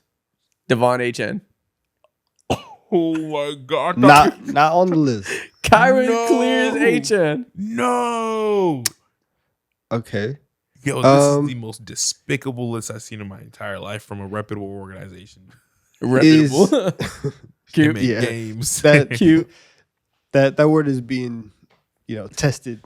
I'm trying. Yeah, in this one instance. spot, 2 spots left. Is Genty on this list? Nope. Hell nah. Are they still giving Josh Jacobs a boost? Josh Jacobs is 91. Yikes. Yikes. Yo, Yeah, could yeah. I just hop in Madden and just be a 75 overall day 1 too? Probably. To show them my game tape? Last spot, 94 overall. 1 above Derrick Henry. James Cook. Okay. Great year. Salutes. I don't know if he's better than Derrick Henry, but Salute. Ultimate salute. 2 above Saquon. Salute. We can appreciate James Cook. I feel like no one appreciates him enough. I'm pro James Cook. Mind you, once again, they're saying that Bijan is closer to James Cook than he is to Jahmyr Gibbs. Yep. That's the sentence. He's 1 above James. He's slightly better than James Cook. Wow. He's a rounding error better than James Cook. Wow. He's 1 standard deviation above James Cook. You think they do this shit on purpose? Yeah, I Like, think they want me to fucking punch myself in the face. like this literally makes me think I don't even want to touch this game anymore, bro. Yep. Tight ends, top 10. There's 1 man in the 99 club. Only one. Only 1. I can't do this, man. Trey McBride. Trey McBride is 99 overall, Okay. which is one of the funniest 99 overalls in NFL history. Yeah, I don't know if his year was like one of the greatest of all time. It was a great year. I mean, it was good. listen, He's a very he good broke player. a record. He broke a record. So statistically speaking, it is a historic year. Which is why they gave it to him. So, I mean, salute to him, right? Salute. Okay. All right, so we can just rattle some of these off. So sure. we'll go McBride. Brock Bowers is on this list. Brock Bowers is number 3 at 93 overall. Okay. That's good. Okay. George Kittle's number 2. I'm Yep, assuming. at 96 overall. Correct. Smooth. You think there's Alright. 6 overalls between Trey McBride and Brock Bowers? Hell no. But Brock once is again, better I than don't him, make bro. this game. Is Colson Loveland somewhere here? Yes, Colston Loveland had like 3 good breakout games ended the season. 10th overall, Wow. 84. Yes. Okay. Which Alright. granted, 84 is a fine number. There's Yeah. not a lot of great tight ends right now. Okay. Is Tyler Warren on this list? No, hell no. Let's see. Who is Mark Andrews still on this list? What the fuck? Bro, Mark Andrews is In 90 overall. He's 5. What? No. I once again say Brock Bowers is closer to Mark Andrews than he is to Trey McBride on this list. Yeah. Okay, buddy. Did they put TJ Hawkinson on this list too? Damn near, but no. God. They put a Thank name God. to me that's equally as funny as TJ Hawkinson, I'm not gonna lie. Really? Fuck. I'm gonna say is Sam Laporta on this list? Yes, Sam He should Laporta is number 7 at 88 overall. Okay. You know what? Calm. Respectable. It's not bad. Is Hunter Henry on this list? Hell yes, he is. No. He's number 8 at 86 overall. Oh Bro. my god. Hey, is Njoku on this list? He's not.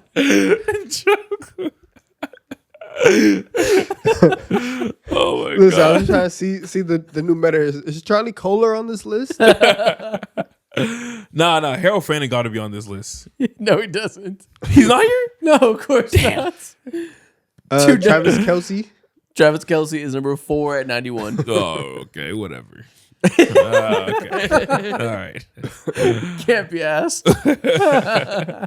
Oh man, Last one, number 6. We have Hey, bro. Dallas Goddard. Hooper. At 89. Dallas 89 Goddard's is at a lot. 89. Woo. Listen, he caught hella red zone touchdowns last year.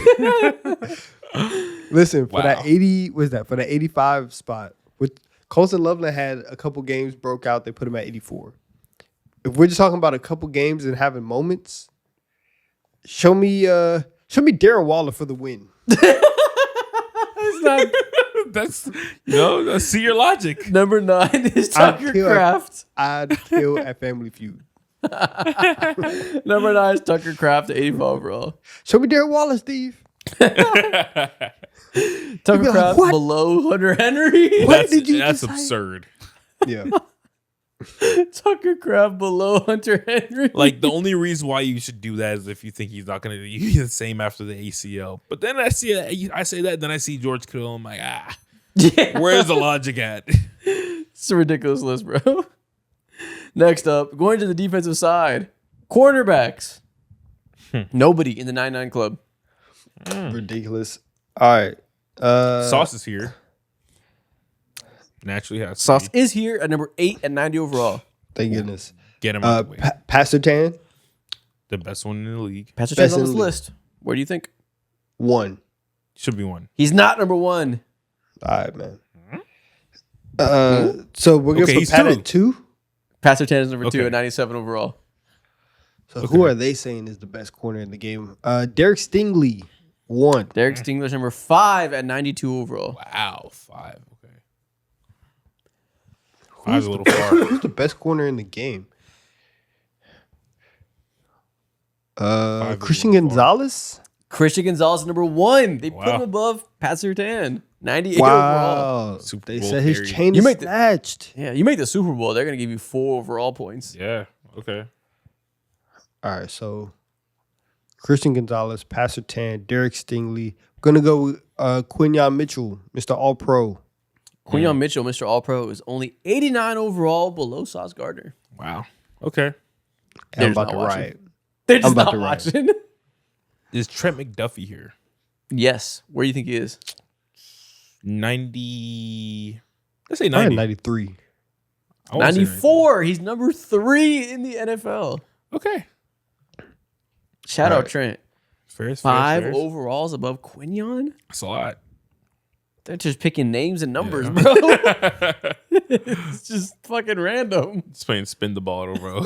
A bunch of names are on the room. Crazy. They're just talking. Like no method, no logic. Is Witherspoon here? Yes, Witherspoon is 91, number 6 on this list. Wow. Perfect. We will take that. All right, who else can be on this list? We have 3 left. Did they put my white boy on here? Cooper DeJean? Yes, Cooper DeJean is number 10. Smooth, He's the smooth. same 89 overall as Quinion. Okay. Yeah, that's dumb. They should both be, 99s, but it's okay. All right. Okay, buddy. Give me in them rooms. Who's the 93 overall? The 93 overall. Are we missing somebody very obvious? Kinda. Number 93, number 4 is Denzel Ward. Okay, makes sense. Salute. Fair. Salute. Yeah. On the Browns, we did forget. Yeah, a little high, but salute. And then Okay. 90. In between Last one, 90. A Witherspoon and cornerback they're Sauce. saying is better than all-pro Quinion Mitchell. We got Jalen Johnson. Wow. So again, Even after, see, I can't stand by that. Literally coming off of an All-Pro season, Jalen Johnson or Quinion Mitchell did, and Jalen Johnson is in and out of the lineup all year long. He's hurt. Didn't have his best season. it's just a Sure. collection of names, bro. Like, these Sure. are just cornerbacks that exist, and they're good in some order that they just chose out of a hat. All right, I Yo, guess. they pissed me off with this one. This is bad. I usually don't care about video game ratings, but like these ratings are actually irritating. Zero logic. This is- Safeties. Ugh. Top 10 safeties. Nobody in the 99 club. Damn. He's They straight. said this position ass. Okay. All right. They can. We're gonna go with- with Nicky Mamori. Gotta be Nicky somewhere. Mamori is not top 10. Wow. Okay. We're gonna go with. We are going to go with. Where's not number 1, but where's Hufanga on this list? Hufanga is not top 10. Wow. All right, bro. I'm pissed, Yeah, I really don't like Madden. bro. Hufanga put him over the edge. That's what I'm saying. Just like straight away, I'm pissed. I don't blame you. I'm pissed. I died by Hufanga. He's so lit. He's so cool. Oh, die about it? Die by Hufanga. Minka Fitzpatrick. Minka Fitzpatrick is number 10, number 89, last person on this list. Jalen Ramsey. Number 9, 90 I forget it was moved overall. all around. Yeah, we got to get the legacy picks in here Yeah, exactly. Smart. because they're always gonna take somebody whose prime was 4 years ago, bump them up a little I'm bit not more. gonna lie, that's like this whole list. This list is random as shit. I don't. Hey man, they still got Jamal Adams on here. Nah, stop. Nah. He plays linebacker now. They don't know that. Not at all. They don't know that. Hey man, at this point, where's my white boy? Is Reed Blankenship on this? No. Low key, you should. All right, name the top names. He's all right. Even though that they're hurt, Kirby Joseph, Brian Branch. They're both 91 overall at 5 and 6. Oh, my bad, 6 and 7. All right, cool. Damn. Benjamin Salute. All right, let's see. Then we're gonna go to the East, West, South. I'm missing Texans here. I already know. Who's the easy one? Who's the 94? Who's the best in the league? Why are we blanking? Yeah, you're blanking right now. Maybe he wears purple. Best in the league. Oh, Kyle Got it. Hamilton. What the fuck is wrong with me? Cal Hamilton Yeah. is not 94 overall. You're joking. You're He's not. actually joking. He's not the highest safety in the league. What? Ask me if he's number 2. Yo, I'm disturbed right now. Ask me if Kyle Hamilton's 93 I'm not asking. overall. I'm telling you, he's 90. He's 93 overall. He is not 93 overall. Oh my fucking god! Wait, you said it's a. Are you saying Harrison Smith? No, what the fuck did you just? Kyle Hamilton is number 4, 92 overall. Yo, I can sooner argue Kyle Hamilton should be 99 than 92. This is the stupidest video game rating I've ever seen. Yo, they gotta be running some like scientific experiment or something like that. They're measuring my blood pressure. Yeah, facts. See how much they can piss people off. I am actually like losing respect for this company. Do you have respect for it? Yeah.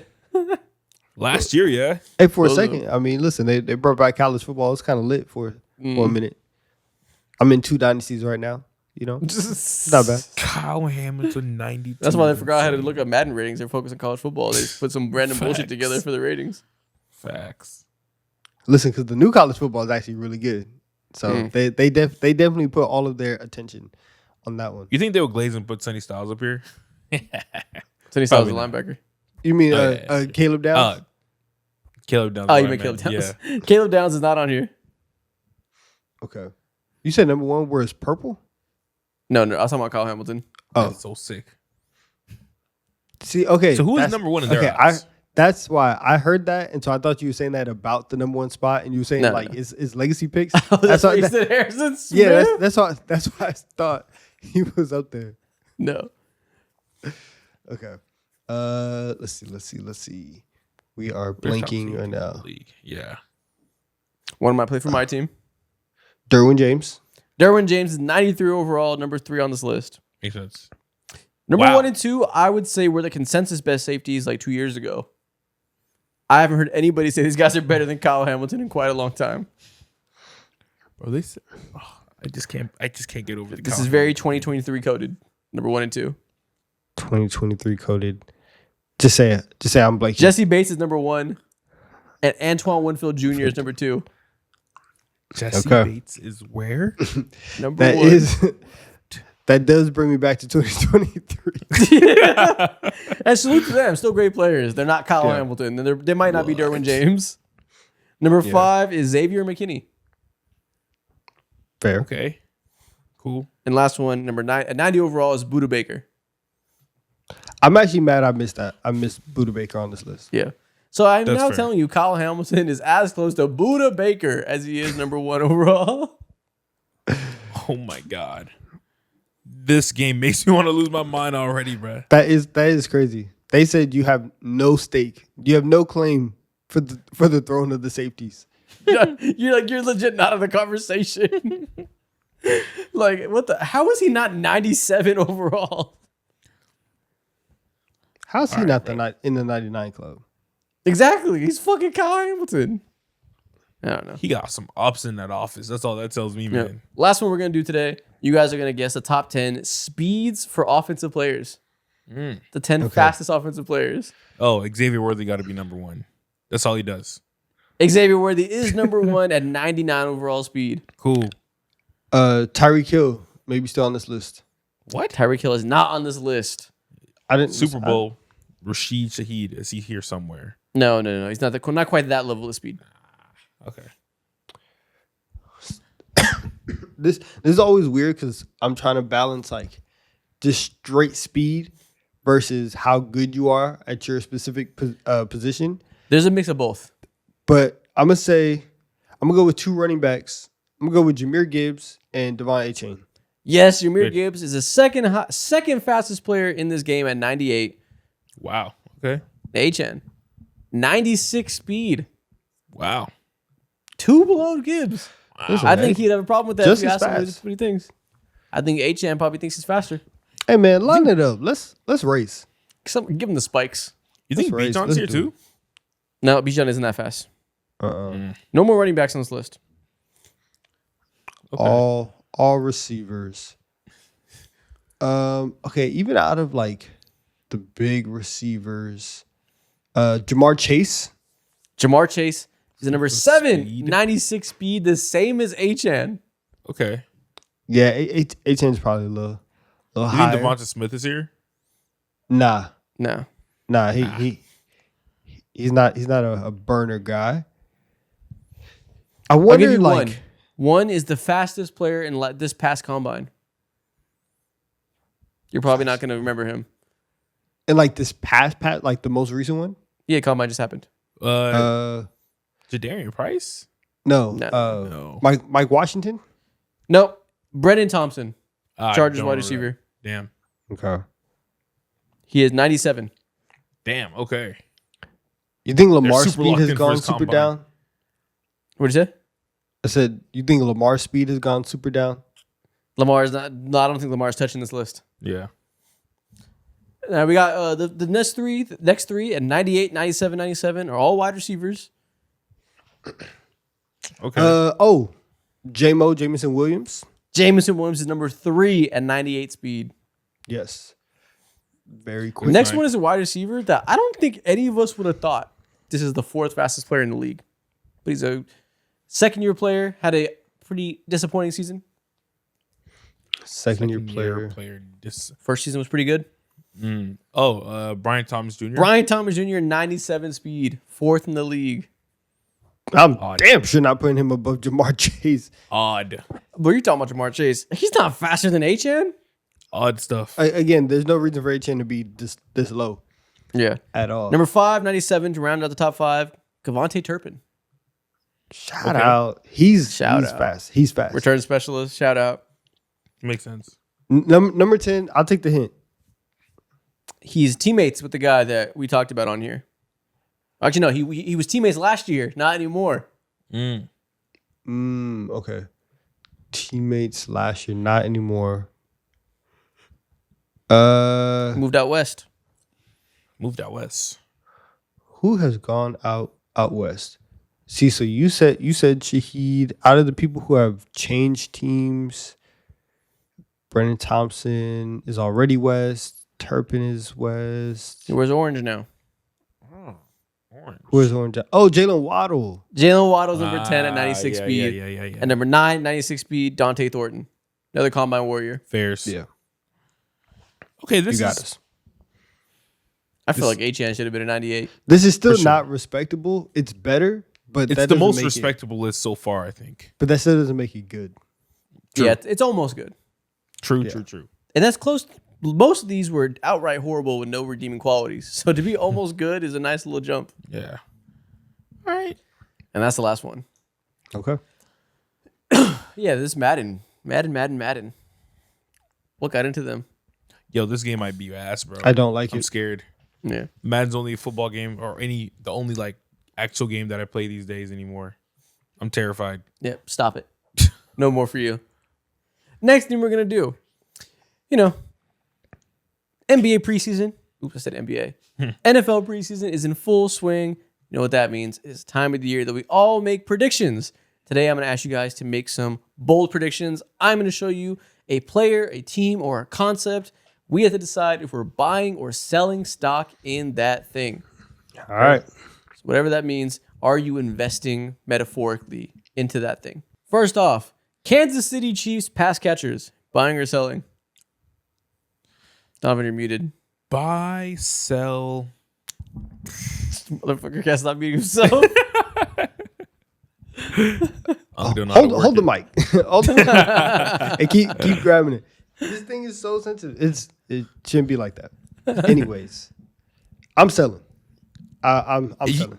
You say selling, but I want to say the same thing, but I kind of feel bad because if I sell this, I know I'm scamming someone. Okay. You know? Somebody has to get in for you to get out. Yeah. Exactly. You're making society worse. Yeah. Shark world. Sorry, man. You're allowing someone to spend money on Xavier Worthy. And Rashee Rice, I've seen the clips from training camp. The get up is gone. It's not there. Easy sell. I don't see it. Easy sell. Yeah. Okay, I had to start somewhere I'm obvious. selling this on eBay, buddy. Oh, you're gonna get 0 bids. Next up, Joe Burrow. This year? Are we I'd buy. buying It was a stock? down year last year. Actually, Madden made him a 97. I'm selling. What? What does that have to do with anything? I don't think You can't it hold means Madden everything. against him. It means everything. I don't If you're think that, using Madden as the law, that's kind of crazy. This whole world order is gone. it's a lot of laws I don't like. You know what I'm saying? True. And I'm gonna push back on that. And I'm gonna push back on Joe Burrow being a 97. I'm gonna sell that. I do think that it is interesting though, because the Bengals haven't made the playoffs in a couple years. Joe Burrow hasn't finished multiple seasons healthy in a couple years. Like, at a certain point, we do need to see some level of consistency, some level of I can get through a season and help my team get to a certain, position. And we haven't seen that from Joe Burrow in quite some time. So I'm gonna sell just a little bit of stock here. I feel like he's the most consistent quarterback in the league, though. What? Yes, but yeah, 1 year he won't play. The next year he'll be really good, and his defense will be terrible, and nothing will happen. And the next year he won't play again. Okay. The pattern is predictable as hell. So this year he'll go stupid. The defense will suck. They probably won't go anywhere, but he'll have 4,900 passing yards. And next year he'll tear his ACL or something. Shit. Okay. Damn. This year's Super Bowl. The pattern's Next year clear as ACL. day. Damn. Gotcha. Okay. You ain't even knock on wood. My bad. That's crazy. Next one.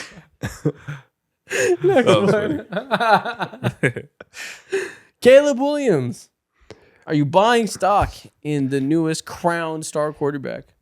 It's the highest price stock on the market. We're getting in at a high point. Still got to do it. This shit is SpaceX. Still got to buy Still the gotta stock. buy it.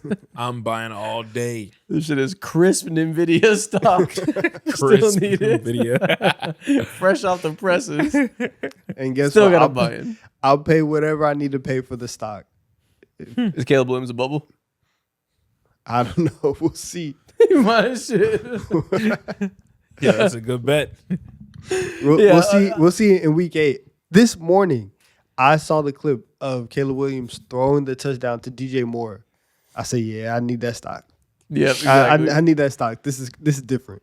He's the most hyped up stock I've ever seen. I still have faith that he will be as good or maybe even better than all the crazy glaze he's getting. I'm buying stock on Caleb Williams until he retires. Until you were okay. It's a long E1 time. Laser. The Bears fan couldn't even believe it. 10 years? Oh, man. I'm gonna just keep buying. I'm going down with the ship. Next one. Running backs. Oh, I'm buying.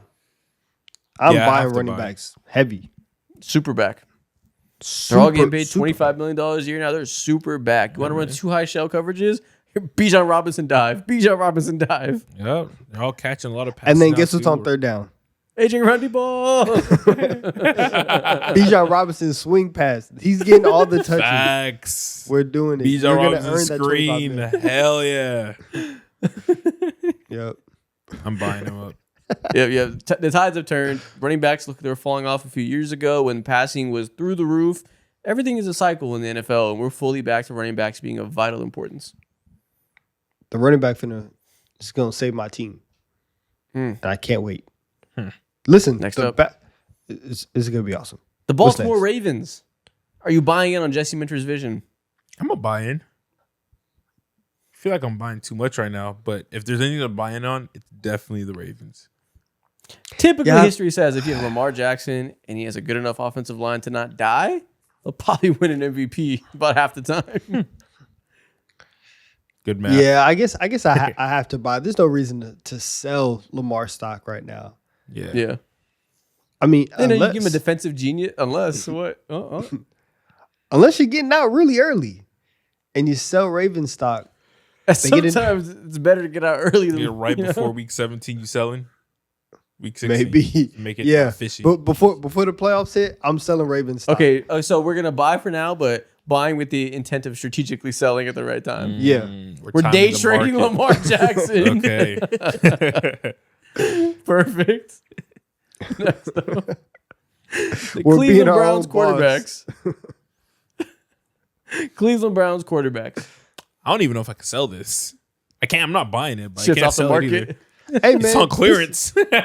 This price is so low. There is value. It's a penny stock. Who's buying this? Somebody out there is going to be the Jordan Belfort of Cleveland Browns quarterbacks. Why not us? Why not us? I have to sell this. I have to pay in order to get this off of me, though. It's that bad. See, but that's the thing. You don't even have to do all that. You could just go along for the ride. I'm buying. You're buying it? All right, which one is you're buying it with who in mind? Who else? Dylan Gabriel. Toss it up, man. Yeah. Bare wrist and everything. I will not be buying Shooter Sanders stock. Next up. I'm gonna get this. I'm gonna get this Swatch AP, man. I'm gonna get it. Yeah. I'll put it up. The Bills Nickel City uniforms. I'm selling selling that. this. That looked trash. It looks so Terrible. bad. It looks like Boise State circa Yeah. 2009. I What actually the fuck feel were they really thinking? bad because That they're gray gonna, is hideous. they have And the that- new stadium too, and now Is they this have the these- this is the worst uniform in the league, right? That helmet looks Nah. spray painted on right now. I don't think there's anything worse than this. Like there really can't be. The Saints have a bad one. Dude, the Saints like tan one. Yeah, I'd take that over this easily. Chase Young, 100%. Chase Young looks cool in that. No one looks 100%. cool in this Bill shit. I don't- This I feels don't like know. an I still might XFL do jersey it. too. This looks like also. an All-American jersey. Yeah. Yeah, some reality TV show. Got this shit on Facts. Tubi. All American. That's what it looks like. Josh Allen putting on for Crenshaw.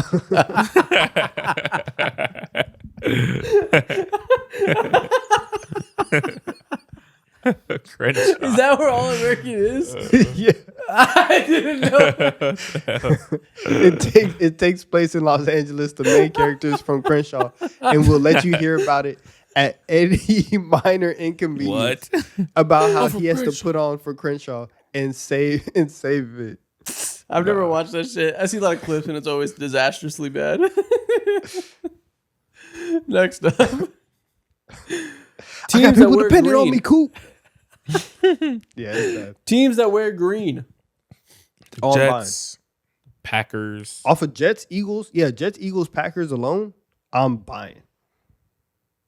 Alone? What you mean alone? You want to buy that? Like, okay, that's Outright. What do you mean? Two of those teams are good. The Jets are going to surprise people. I don't want to do business with this guy, man. His portfolio sucks. I don't want to do business. He's got with this guy. Geno Smith and Jalen Hurts in his portfolio. See, that's what they say. They always make fun of Burn the in a hole. portfolio. They always make fun of the portfolio. Okay. Hey man, Jordan Love better be a portfolio riser. Next thing you know, I'm playing basketball on a yacht. I'm taking the teams that wear green. Okay. I'm doing it. Hopefully Eagles and Packers carry you. Next one. Tom Brady. He's been moving a little weird. Don't know. Slapping Logan Paul. Yeah. Like he's gotten Fucking better weirdo. as an announcer.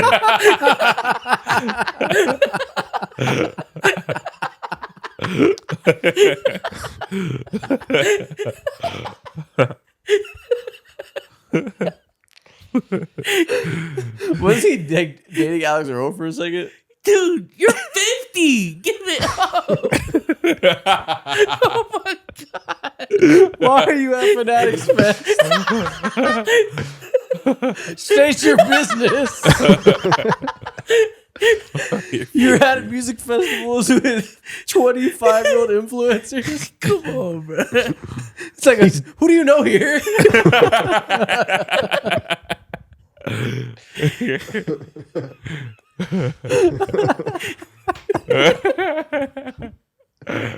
Fucking weirdo, man. I'm selling it, man. Fuck off my screen. Oh my Oh God. my gosh. Listen, in Brady's defense, You don't have to die on this hill. What the fuck? they told a divorced dad to pull up to Miami. We got some for you. Everybody's going. What? If I gave every divorced dad in the country that scenario, they're going. You think Tom Brady different because he got $300 million? No, because he's about to be a billionaire. He's a divorcee on his way to Miami. Old and lonely is old and lonely. I guess so, man. We have to buy him. He has Get his him out of own trouble. jet to take to Miami. He doesn't even have to fly commercial. He's a baller. Dude, this NFL Drake. Come Oh on. my god. Oh, Yo, hey, that's kind of crazy. he's gonna do 20v1. 20 people. With Alex Earl and And who? I don't even know. Y'all not gonna catch me today, man. And who else? Else? Don't worry about that, man. And what else, Chuck?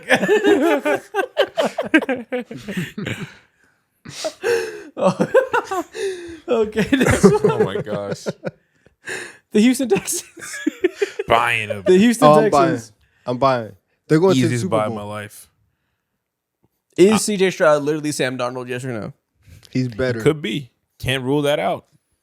If he was better next year, it would surprise me, but not too much. The dreadlocks are throwing the interceptions. Okay. He's back. The dreadlocks are throwing interceptions.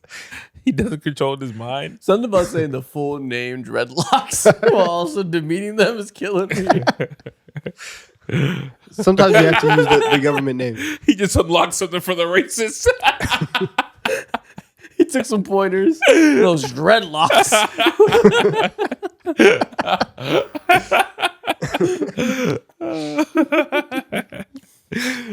All right, next up. The flea flicker. Oh, I'm selling. What? Whack. You don't like to have fun, man. It's overplayed. There's other trick plays that you can do. That are better than the flea flicker? I can never get tired of Ben Johnson tried to bring it back, and then everybody try to follow the wave. But Nah. every time he hits one, it's the most satisfying play of the month. That's a Ben Johnson type of thing. Everybody else tries to run the flea flicker. You're not getting the same production. That's right. Kubiak. I don't want to see your flea flicker. Yeah, bro. Save Be it, original. buddy. Be The original. original. Ben Johnson was having dudes fake fall. True. What if Manu pulls out a flea flicker week 1? I mean, he's a genius, but like, Oh no, you moving it different. is what it is. You moving different. Next up. Travis Hunter. We're buying stock. Really? I'm buying Travis Hunter stock until he retires. He saw the swole pictures. He saw the brand new biceps. That's why. The brand new biceps. Listen, he just went and got him done, and so He hit up Dr. Miami. it's not a far flight from Jacksonville. True. He has access and proximity. Why wouldn't you think that he got the biceps done? He's looking like SpongeBob, but he had the big pink arms. This guy who runs Weenie Hut Jr., man. He's dominated. So yeah, You don't want I'm to arm wrestle him. It's over. Oh man, Larry the Lobster? Get out of here, bro. you don't stand a chance. That's not your block anymore. And you have to come to terms with that. Next up. The Los Angeles Rams, Super Bowl favorites. I'm a hate and I'm a sell. See, everybody's too high on them. Assuming they win, somebody's got to sell. Somebody has to reap the benefits when nature happens. Nature. I'm selling. I'm gonna start that. You guys are gonna see a change in me over the next couple weeks. You Mind start you- hating for no reason. Mind you, he never stopped hating on them. He hated them last year too, and the year before that. There's no change. This is you. No, I told you. I took the offseason off. I've been very high on the Rams. Yeah, but that was strategic. No, it actually wasn't. You built them up to tear them down Actually wasn't. for the real you to There's come out. some people. Listen, there's some people that I run that play with. The Rams were not this. Okay, you're honest about the Rams. Yes. Okay, it's honest hate. Fair. Next up, number 1 overall draft picks. How have they been trending? How the latest guys done? Are you buying or selling? Pretty decent. Caleb, Cam, Trevor Lawrence. Fernando? The GOAT, Fernando. Fernando. We haven't talked enough about how cool it is and how funny and random it is that we have a Fernando that we can just say like that. That's 4 number 1 overall picks that I'm kind of rocking with right now. I don't know. I almost feel like I'm a I'm buy. cool off selling them. I'm a Because of buy. the value. We bought. I almost said it in a weird way, but we bought Caleb Williams stock earlier. He's involved in this.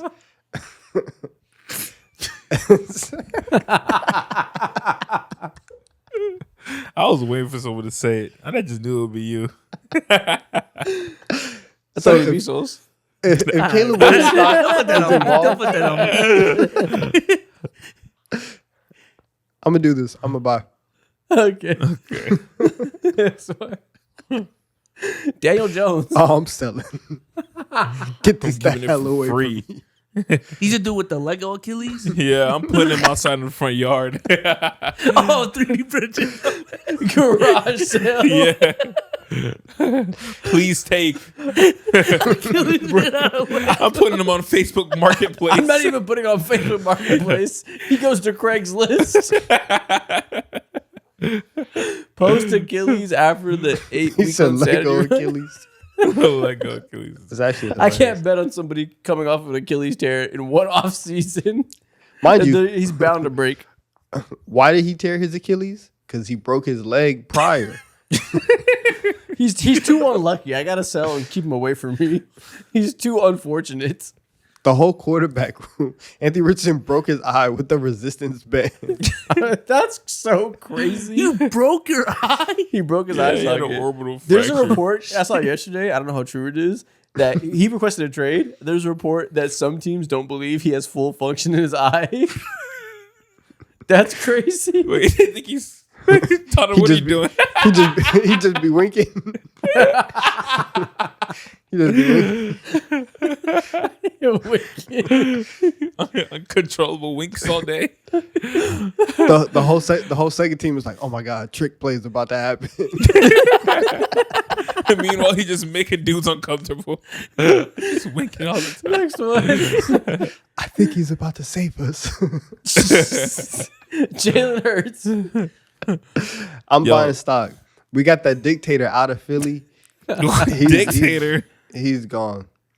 Wow. He's gone. Sean Mannion. Apparently, he's a genius. I think he just. Listen, I think he's just running regular football plays. But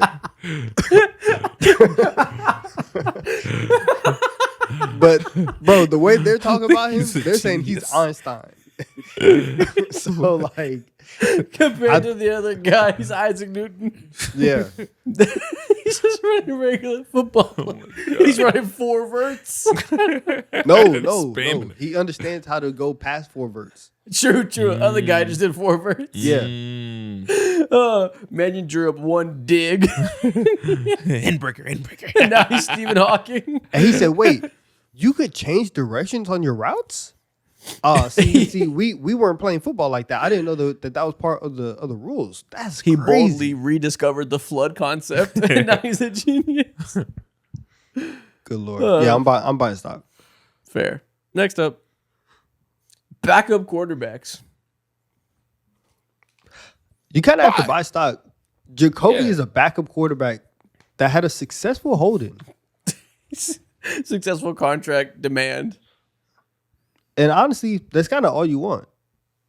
Out of a backup quarterback, go get your money. Jacoby Brissett successfully strong-armed an organization. Hell yeah. After going 1-11. Anything is possible, bro. Any backup quarterback, you can be the next Baker Mayfield. You can be the next Sam Darnold. You can be Daniel Jones pre-Achilles rupture. Dude, Well, why not you? Malik Willis made the most money in the goddamn world off of 15 minutes Zach of play. Wilson, get in the fucking lab. Hell yeah. Your story's not done. Mac Jones, you're next. You're next. Be patient. Paxton Lynch, I think you're at home retired. Your story's not written. Lace him up. Anything's What's Charlie Whitehurst doing these days? Oh my goodness. I got a contract for you. Oh my God. I haven't heard that name in forever. elite clipboard holder. He was the best. No one ever held him like him before. Had all the angles. His grip strength crazy. Next up. I knew it. Be so space. They caught me. They caught me, yo. They caught me. They caught me. They caught me. My bad. Last but not least, reporter and coach relationships. Okay, so I think the block is too hot now, so you have to sell. But if you ask, but if you asked me in January, I would have said buy. The meta's changing, bro. The block got too hot, like you said. Too many sweats. You gotta get uninvolved with that. Makes sense. Because now people are treating the reporters like full on celebrities too, and so again, it's just too crazy around everybody. So you can't really do everything. They found these dudes in the middle of Tennessee on a boat. I said, whoa. So whoa. Y'all were looking for him. that was kind of crazy. Did that make you reconsider your summer? I mean, no, that doesn't affect me. I'm gonna do me regardless.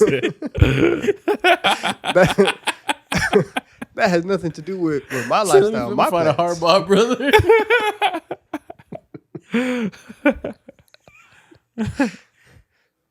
Who would be the funniest coach next to come out? No more words. Andy Reid. I was thinking.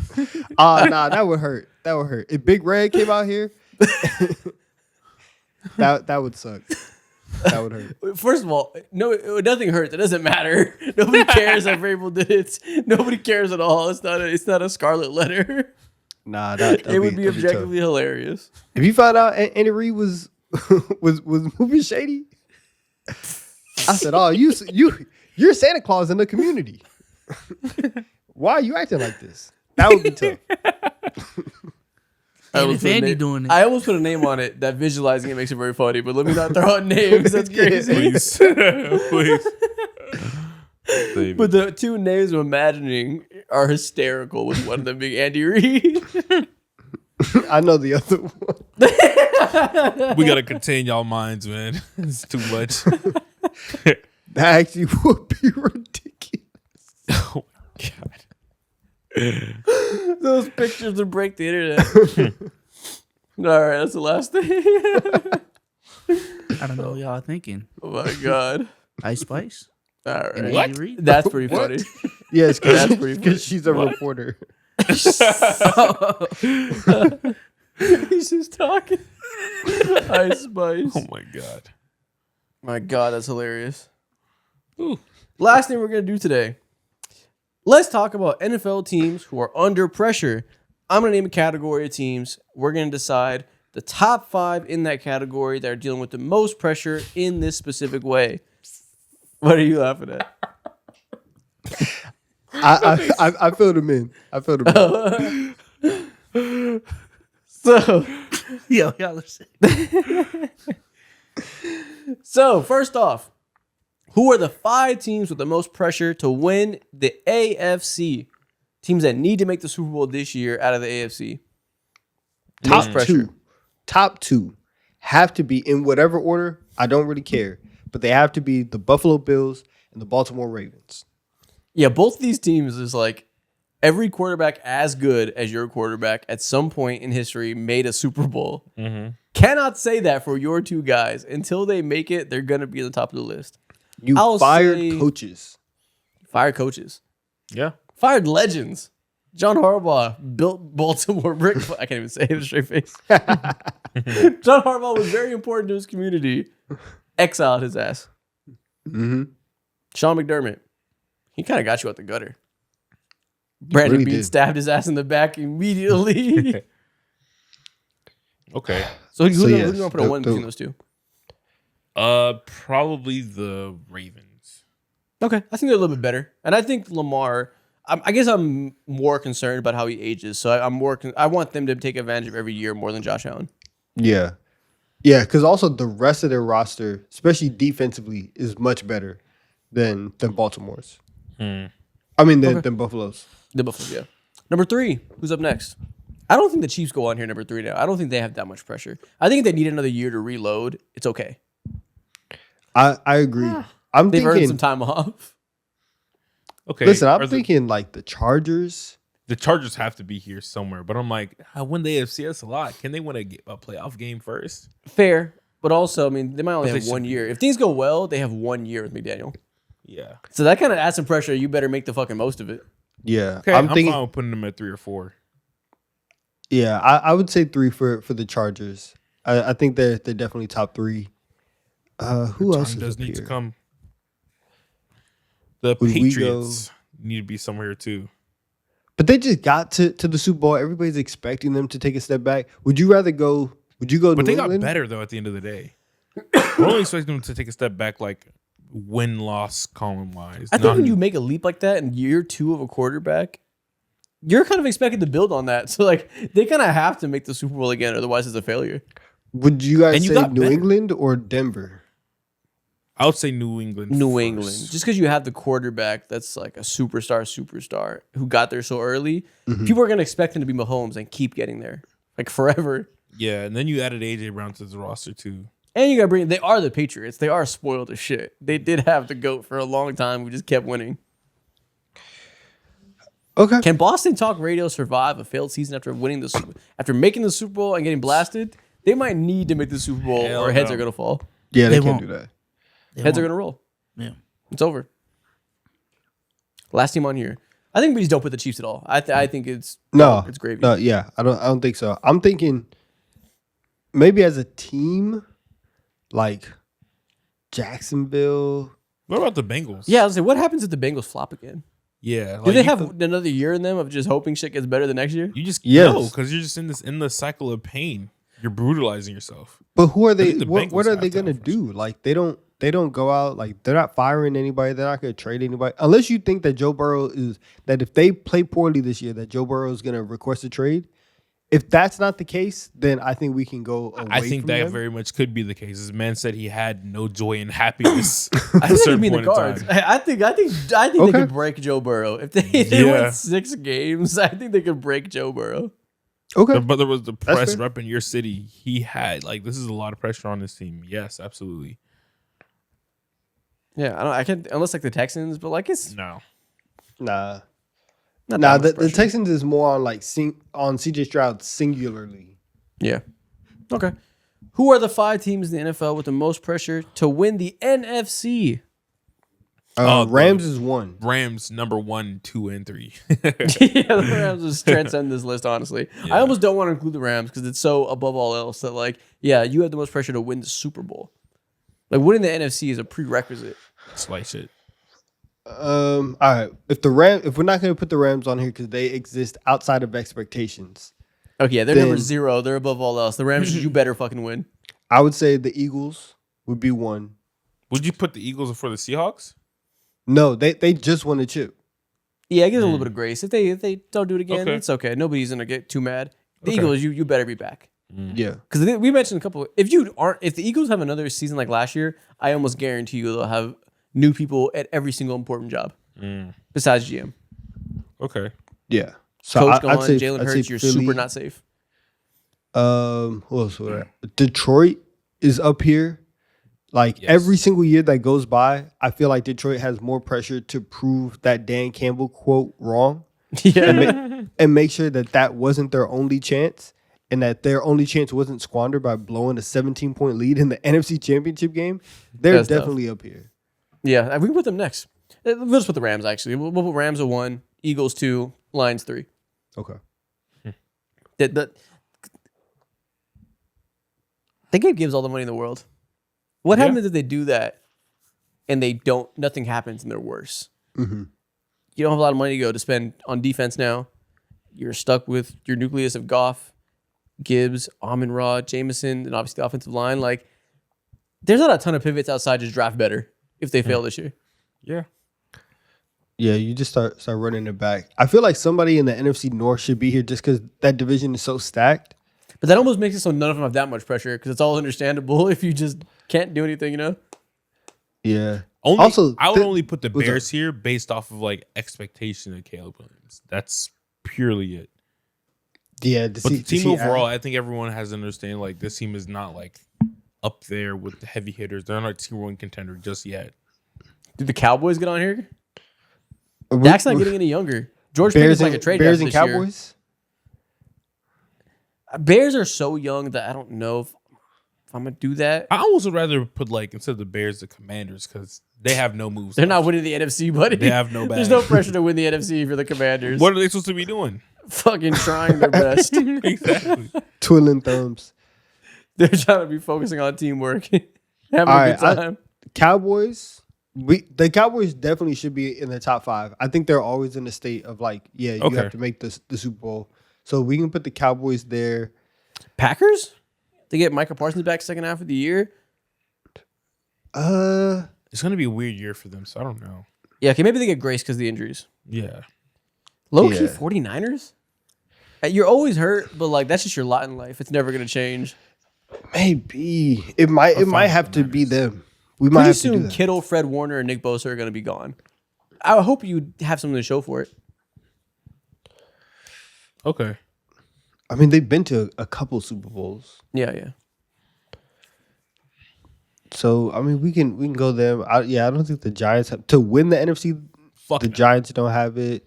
None of the NFC South does not participate in this discussion. They don't exist. So all right, yeah, we can go with this 5. Okay, that's the teams with the most pressure in the NFC. Next up, who are the 5 teams with the most pressure to get the number 1 overall pick in this coming draft? Ooh, I feel like Jets has to be one.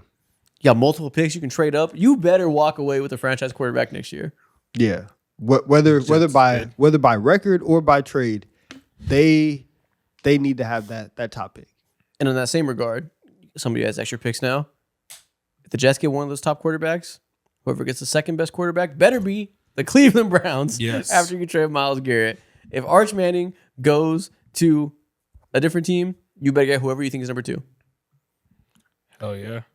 Okay. Hell so yeah. Those are the top 2 teams. The next 2, Miami is going to be bad, and they've completely cleaned house. Do they want the quarterback now, or do they want to wait?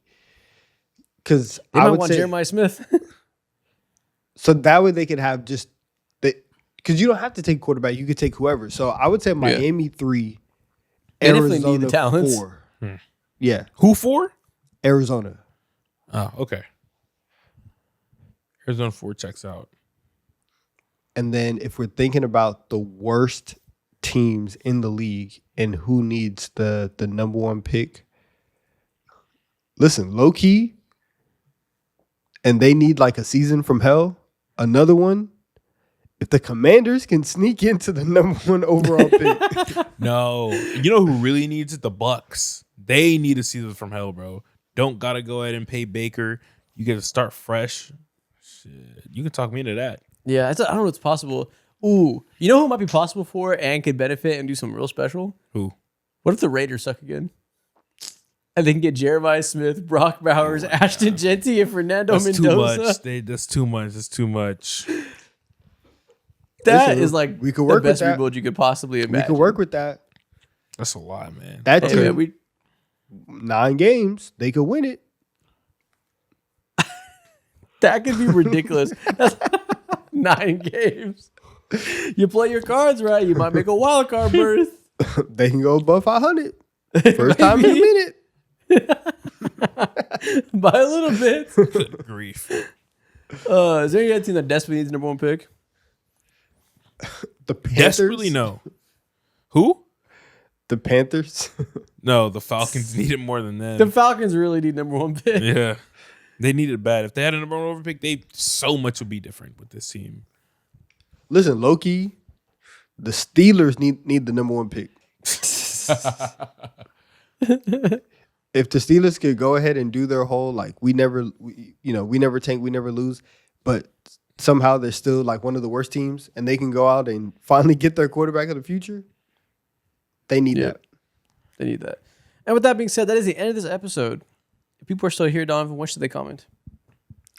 Comment, Tom Brady's just a regular guy. know it's a damn lie? Comment what you would do in Tom Brady's shoes. And we'll see y'all next week.